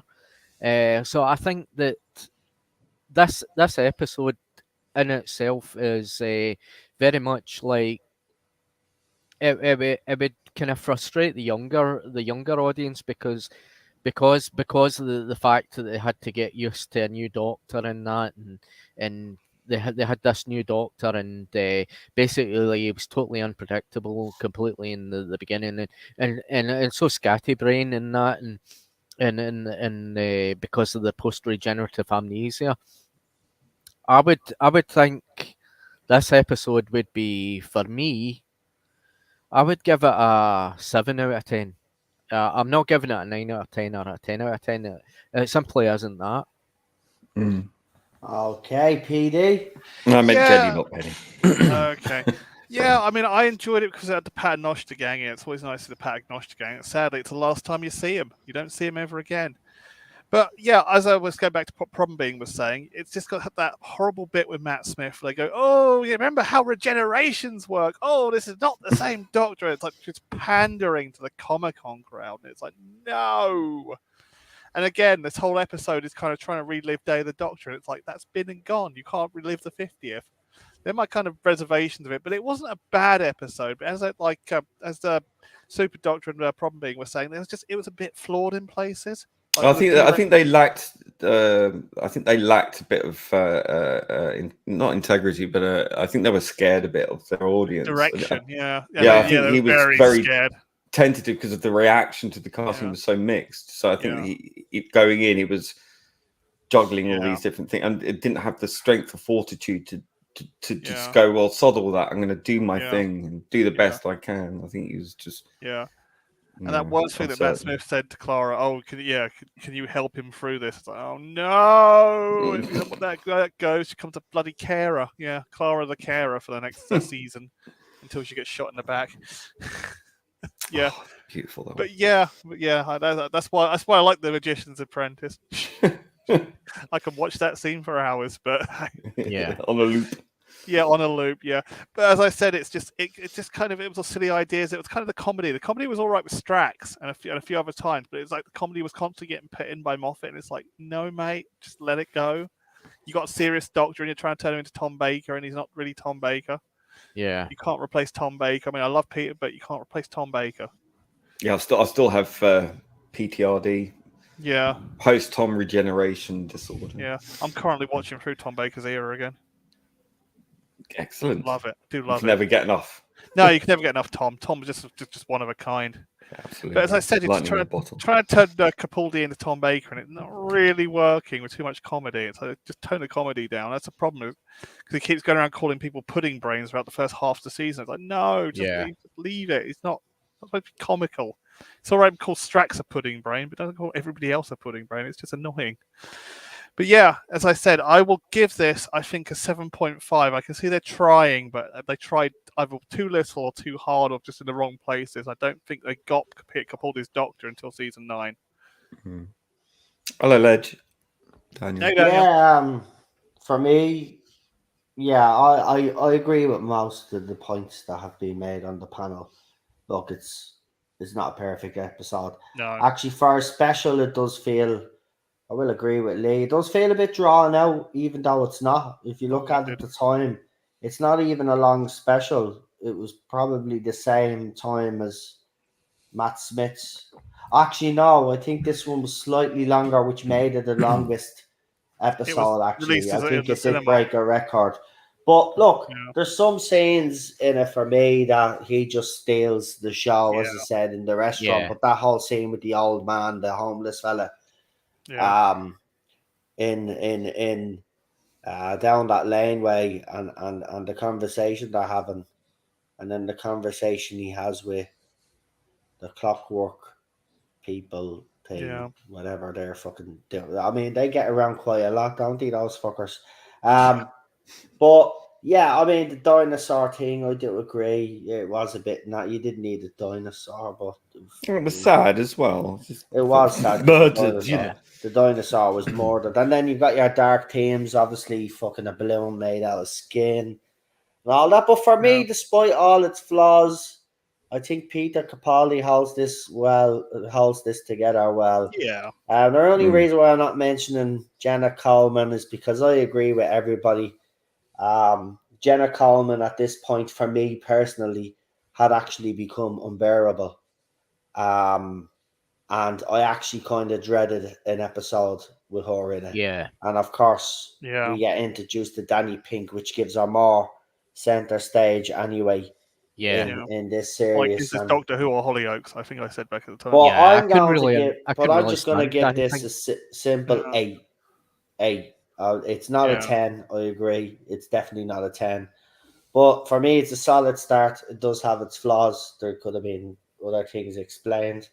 Let's be honest. But that's interesting. So we've got like a range of scores, haven't we? Like 6.5, 7, 7.5, 8. Yeah, mixed bag tonight. So what is the next episode? Into the friggin' Dalek. Into the garlic. Into the scenery reuse. Right. So we're watching Into the Garlic next Tuesday, 6:30, Into the Garlic. Effects. So get your fried rice ready and your curry sauce. That's some fried rice yesterday. Yeah. I love fried rice with a bit of garlic sauce and a bit of curry sauce. It just gives it that extra kick. Chinese curry sauce, you can't beat it. I had egg fried rice. Egg fried rice is lovely, man. Spring onion. Well, I had to use my eggs because otherwise it would go off. It. Yeah, I do that as well, man. When I know I have to use all the eggs, I'll just make egg fried rice, man. Yeah. And then you can literally let it go cold and reheat it up then whenever you want to eat. Well, you shouldn't reheat rice. Who gives a shit? Fried rice, you shouldn't reheat fried. Who gives a shit? Listen, you buy a curry, don't you? Though. You buy a curry in the local curry shop. I can tell you right now. Microwave it a little bit, and then because it grows fungus in there. So, I can tell you right now that every fucking boiled rice and fried rice you get in a curry shop is pre-cooked, and it's probably cooked 2 or 3 days before fucking hand. Right? So, don't be giving me that shit. Put it in a pan, make sure it's well fucking heated up, and you're fine. Yeah. Simple as that. Right. Let's do what we always do, channel shout outs. So I can find them. Obviously, Lee, you're just gonna be calling out your account. But you can find me on Instagram. Yeah, he's on Insta now. I got your Instagram. Dread It's Audio quiet Visual. there. It's quiet there. Yeah, Few people have tried to call me out, as Lee is saying, but it doesn't escalate, which is the thing. Yeah, well, I mean, you can't sort of quote, tweet, or share things like that. You know, it's more Wait, isolated. show your But YouTube anyway, channel down. YouTube channel's All Dread Audio Visual. Yep, still up. Okay, so now. Yeah, still there. I haven't uploaded anything new lately because I've been working on stuff in the background. So, I am working on a Doctor Who audio adventure with the first Doctor. Having a nightmare trying to mix it because it's in Dolby Atmos, so it's like surround sound kind of thing, but binaural. Oh God, yeah. So you have to listen through your headphones, but yeah, I'll get there eventually. So I just finished episode 1, so I'll be working on the next 3 episodes. So won't be out for a while yet, but keep an eye out. Fantastic. Real Super Doctor. I've got a channel under Real Super Doctor, and I've got a Real Super Doctor account on Instagram. I've got a Twitter account under Real Super Doctor as well. Fantastic. And There we PD Witch. Okay, you can find me in a couple of places. You can find me in a chat on Rabbi from Another Planet's channel. And you can find me sometimes on Dave Travels Through Times. I'm supposed to be meeting up with Jack Main sometime to do a stream about aliens toys as well, when he can do it. So nice on comics. Thanks. Fantastic. And don't forget to subscribe to Jack's channel and also Daniel's channel. And Daniel's channel is doing very well, folks, and it's grown, and he's gotten past a few main goals that he wanted for himself. The channel's doing absolutely fantastic. So I want to give a special shout out to our main little man, the legend that is Daniel, because he's one of the most honest YouTubers out there, and he deserves every single bit of the success that he has right now. And long may it continue, because you know, look, people thought, well, I was mad doing gaming streams, but trust me, you know, people mightn't always like the game that you play, but if you've got a personality, people are drawn to you, and that's exactly what's happening with Daniel's channel right now. They mightn't necessarily enjoy the FIFA streams, but they enjoy the banter they get when they're watching him play, because literally he'll be playing a game, right, and he'll be talking away.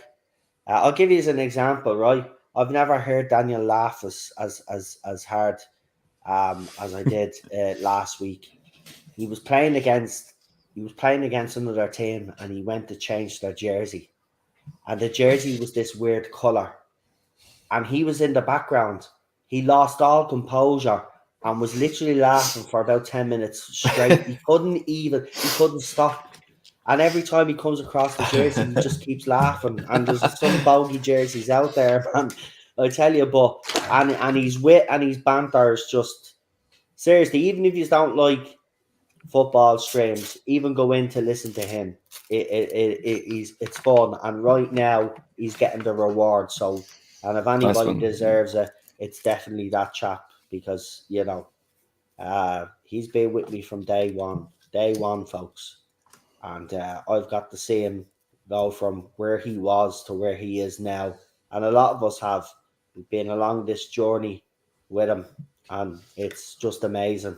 It's brilliant, and he deserves it.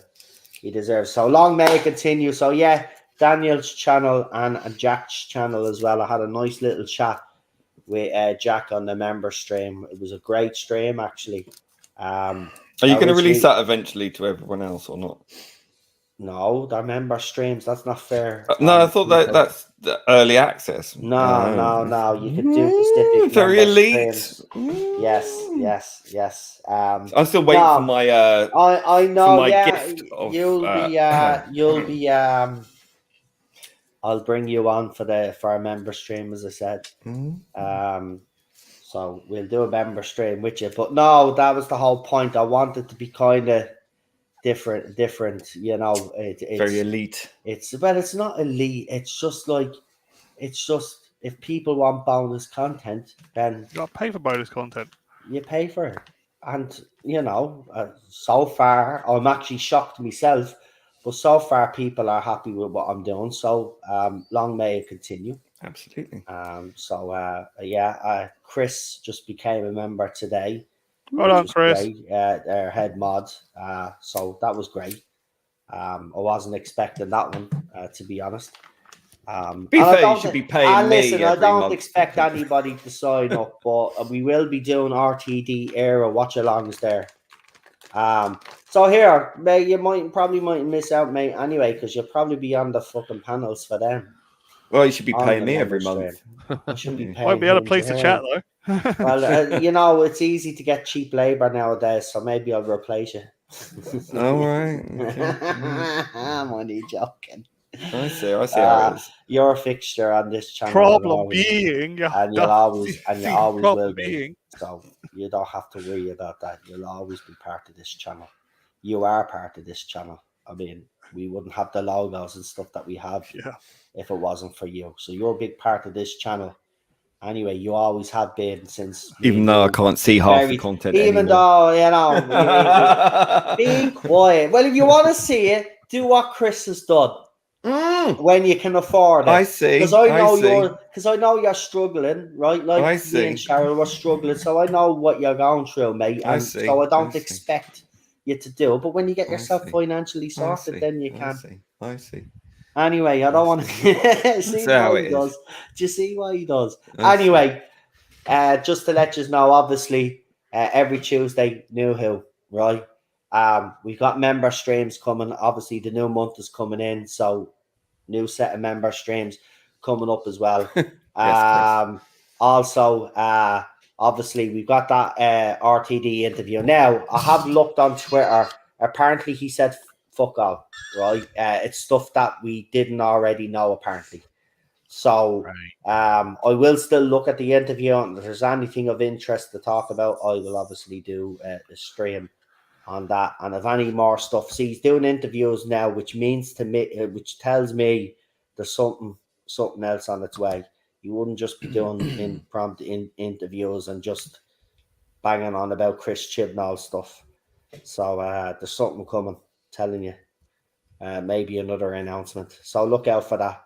And if you follow Instagram, follow RTD. If you're respectful, he won't do anything, but he puts up some posts, and a lot of fans get stuff before everybody else in the fandom does. So if you're on Instagram, follow him, but behave is what I would say. You know, at the end of the day, we're even lucky that he's on bleeding social media. Look at the last showrunner, we hadn't got access, so don't ruin it by being nasty to the man or whatever, or pestering the man, as has happened since the announcement has been made. Remember, he has had to block a few people. So we don't want that to continue, because if he disappears, then he could end up being uptight about what information he puts out there. And that's not fair on the rest of the fandom that actually leave him alone. Do you know what I mean? Yeah. So have a bit of cop on.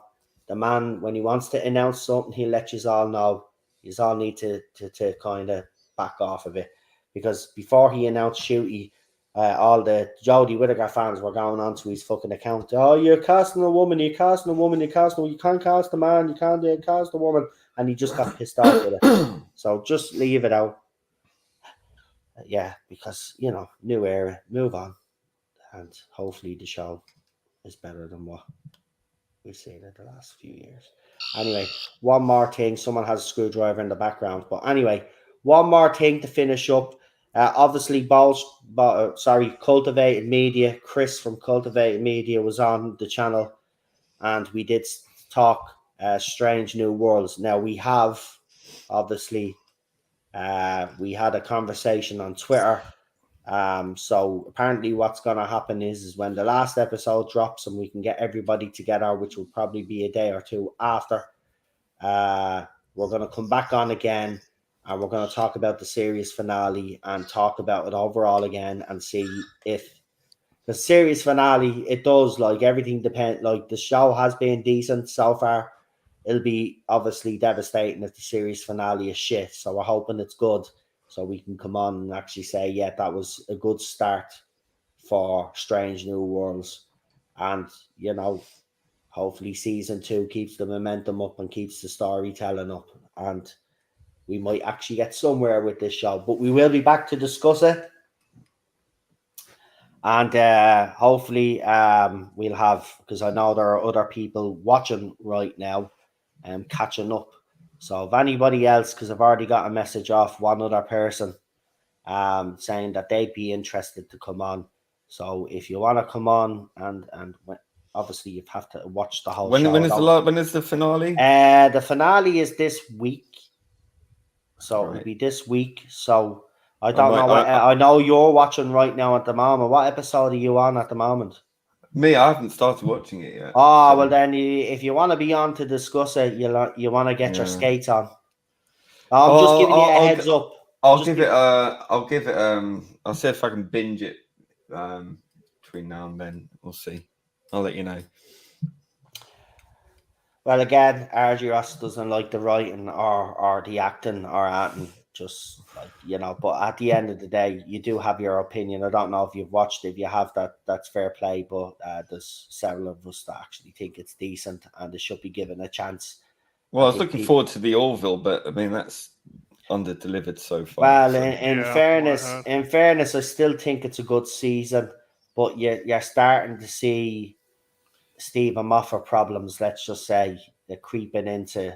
It's trying to be all things to all people. I think you need but to. But the writing is still so good, and the acting is still so good. Oh yeah, Bortus in the last episode was fantastic. I mean, that episode, I don't care what anybody says, right? It doesn't matter what side of the argument you're on. If you didn't find that episode powerful and heartbreaking in some parts, then there's something fucking wrong with you. You're not human. I mean, it was my favorite episode so far. Yeah, it was really on the nose. Cheryl even said it, really on the nose. But I tell you, what a performance! Even by the actress playing Topa, what a fucking performance! I'm telling you, everything Kelly, Ed, everything. Bortus though. Bortus is my absolute favorite. Listen, character. We all hated Cloyden anyway. We knew Cloyden was a bit of a bigger bastard anyway. But I'm glad. But the one thing that broke me, and I have to say, when Topa says to Cloyden, "I love you, Papa. Don't leave," and then Cloyden looks at him with this look of contempt and just turns around and says, "I wish you weren't born." And I was like, "You evil piece of shit, get out. Get out, just go." And then Bortus straight away then looks at Topa and goes, You're beautiful, or something, like wherever the line was. You're perfect. I said, Daddy, give that Daddy of the Year award right now. Is there a Daddy of the Year award? Because if there is, Daddy of the Year. Right, look, as I said, unfortunately with modern entertainment, whether we like it or not, there's going to be some politic injected into the show. What we should be doing is we should be measuring on how less there is, how much there is in it. If it's pretty low or if it's pretty high. Obviously, if it's pretty high, we're not going to watch it. If it's pretty low, we're going to give these shows a chance, because if they're well written, then why wouldn't you give it a chance? That's the thing,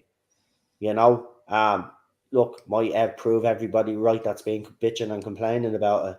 It might, but right now, I don't think it's justified. But again, we all have different tastes. They destroyed the characters of Pike, Spock, Uhura, and Cook's brother. I disagree. I think your man Aniston Mount is a brilliant Pike. I think you're just moaning because you didn't like his comments on racism, and then that goes back. And then you obviously don't like him because of that, right? Because you don't agree that celebrities should be, and I agree with you to a certain extent. I think celebrities should keep their mouth shut when it comes to stuff like that, because they live in their own bubble anyway. But that's the reason why you probably do dislike Pike, is because he came out against racism when that Star Wars shit happened. Whether you agree with it or not, he came out and said something. But I judge him on his acting on the show, and he's a very good Pike. I'm sorry, but everybody was ranting and raving about him. Now all of a sudden everybody hates him. Don't buy it. I don't buy it. As for Spock, in Discovery, yes, Discovery, I've been told that when he played Spock, it was all over the place. And even those short treks, it was all over the place. But again, for me, I'm watching him in this show, and I think he plays a very good Spock. and I'd actually bang his wife as well. But let's keep that to the thread. Uhura, Okay. she's obviously only starting off in Starfleet. This was a younger version. I don't think you could separate the older version from the younger person. Again, there's always a counter argument to all of this. And Kirk's brother, well, he hasn't really featured that much in this series. So on the parts that he has featured, yes, he's been injured and he's been a bit of a clown. But that doesn't necessarily mean that that'll go through the whole. Say it's only one series in. Like, I can understand the criticism with Picard and Discovery because they're a good few seasons in and it hasn't improved. This after season 1, from episode 1, has continued to improve, and you could see that there's a real effort put behind it. So I'm going to give it a go on that basis because you don't write everything off straight away. And I think that's what's happening now in media and on YouTube. People are just writing things off straight away and they're not actually watching for themselves. They'd rather listen to a YouTuber bitch and complain about a show rather than go and watch the show for themselves. And that's the era that we're living in. Even Ballstrick agreed with me. We're living in an era where hate sells. And, if people are not being honest with themselves, which I don't think they are, I think some YouTubers are just as bad as the media now. We got to be honest. This has not become. This is not a culture war anymore. It's become a fucking farce. Fucking civil war, isn't it? It has. It's become a fucking farce, right? We used to stand for something. Or most channels used to stand for something. It sounds to me from what I've heard. I mean, I haven't watched it yet, so I can't honestly say. But it sounds like to me that they've actually listened and are trying to correct ship. I don't know. I'm going to watch it and I'll give you my honest opinion. So we'll see. I'm at least more interested. I just written it off. But I think, without right, I'm just going to say something because they made Pike look a fool. Okay, I can point you to several original Trek episodes where James T. I think you all have short memories. James T. Kirk and his crew were also incompetent at times and were made a fool of and were gotten the better of. Next Generation crew was the same. Janeway was the same with Star Trek Voyager. I can't speak for Deep Space Nine because I never watched Deep Space Nine. But again, this thing that like Pike and his crew are incompetent and are fools and they didn't see things coming. Well, Kirk's crew was the exact same. See, again, some of the arguments that are being made are not valid. If you want to talk about canon and the things that they've done canon-wise and you don't like things like that, right? That's fine. That's fine. That's my kind of stance. But it's little petty things you're picking on that are not valid arguments, in my opinion. I'm sorry, but Kirk's crew was just as fucking stupid as this crew. There's no difference, right? No difference whatsoever. They weren't perfect. Right? They've had a good few, and so is the Next Generation. Remember the episode where fucking Wesley Crusher took over the Enterprise, right? The crew were fucking stupid down to let a kid take over the Enterprise, weren't they? Okay, granted, they were also infected by some fucking parasite thing or whatever it was, but still. Yeah, right? But how many people on the original Star Trek? How many red shirts died under Kirk? Too many. Let's be honest. There were a lot. That's what I mean. Mate, if you have legitimate arguments about canon, fine. I think we look at things through rose-colored glasses sometimes about the things that we love.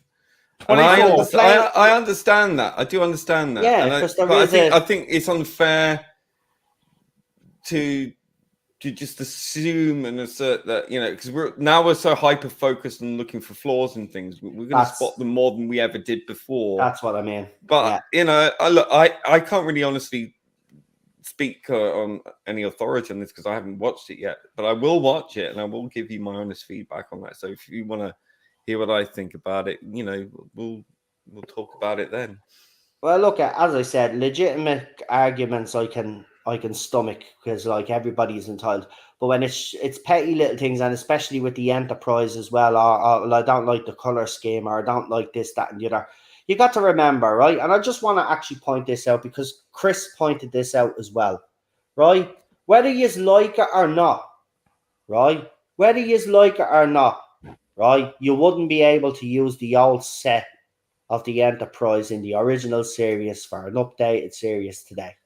It would look out of place. You can put it in its own universe. Yeah, but hold on. You can make design. Exactly my point. Problem being. Look, you could do that if you wanted, but what I'm just trying to tell you is right. I know there's purists out there. We had this conversation, and PD Rich was in the chat, and he was saying he's a purist and some of the things, and I said it to him. I respect where you're coming from, but the thing about it is that. Right, okay, you want Trek to be done a certain way, but they've obviously made the decision that they're not going to do that. But this particular show is trying to do that, right? It is trying to, pay homage to the original series while adding something new to it. Right? It doesn't completely go off the rails like people are making it out to be. Yet there are a few canon issues. But because it's only series 1, right, people are jumping the gun. Wait until the next couple of series to see if it's actually resolved within the series. And if it is, then there'll be no fucking issue. That's the thing. Everybody's jumping the gun just like they are with Doctor Who right now. We all just need to take a chill pill and wait and see what happens. True. And if they're proven right, then fair play to you. But I don't know why it means so much to be right. You're supposed to be fans of all these franchises. I think we've lost perspective. I really do. I think the whole culture war thing is dead. It's not a culture war anymore now. It's people just trying to be the best fucking moan hole that they can be. And the best moan hole wins and brings in all the dough. And I can see it for what it is. And it's sad because a lot of these YouTubers had integrity. They came out and they told the truth. They gave their opinions. People either agreed with them or disagreed with them. But they weren't so skewed in their opinions. It doesn't matter at the end of the day. Like if you like it, you like it. If you don't like it, you don't like it. That's what I mean. If you don't like it, you don't like it. And I'm not going to criticize people for not liking. Nurse Chapel and her shouldn't know any of the stuff they know now. But in their universe, I can watch it so far. Well, Nurse Chapel's good in it. She watched the entire original series before taking the role.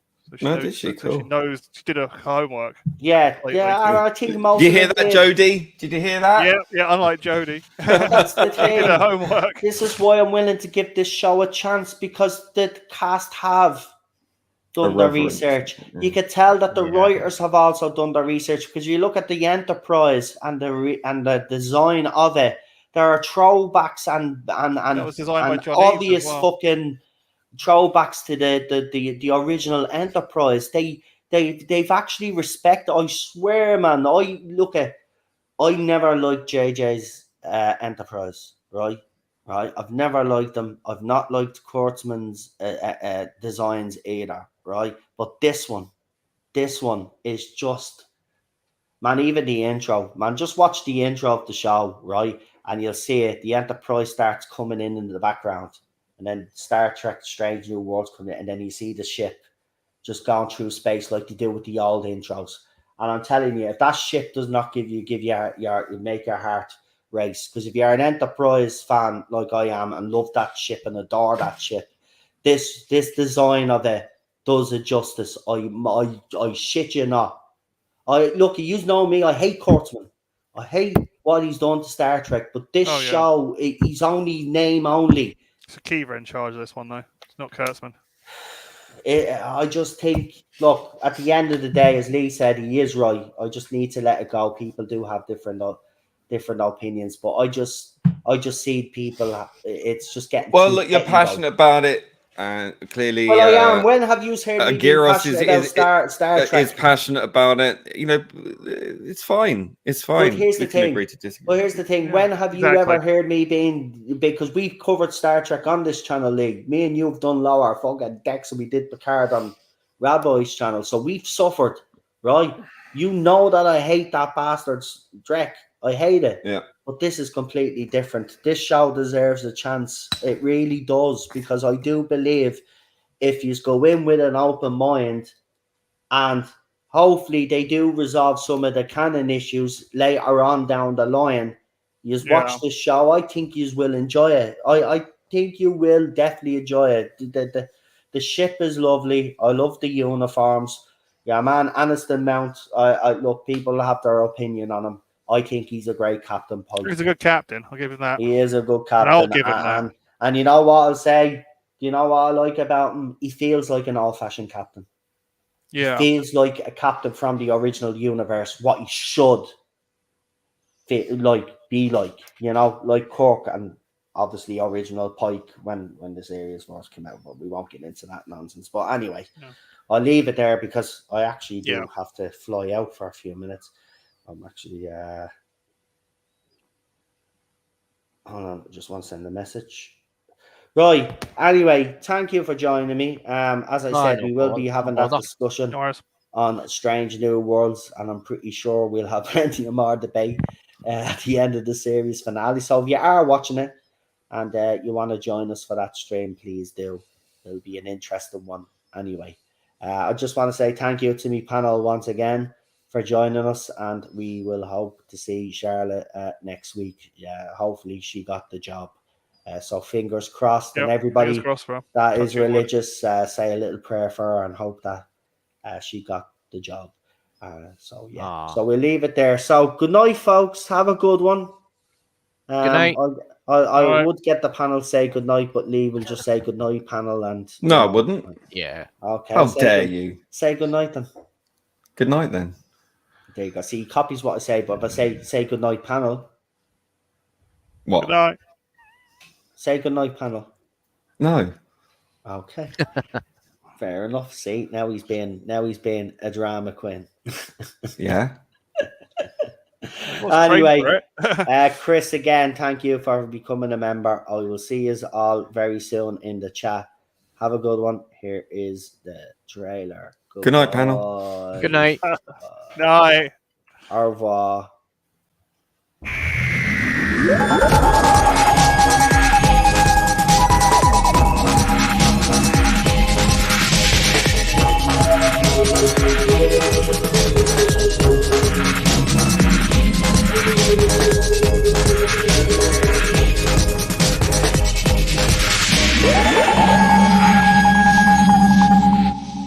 Why not? Just at the end. Just be kind.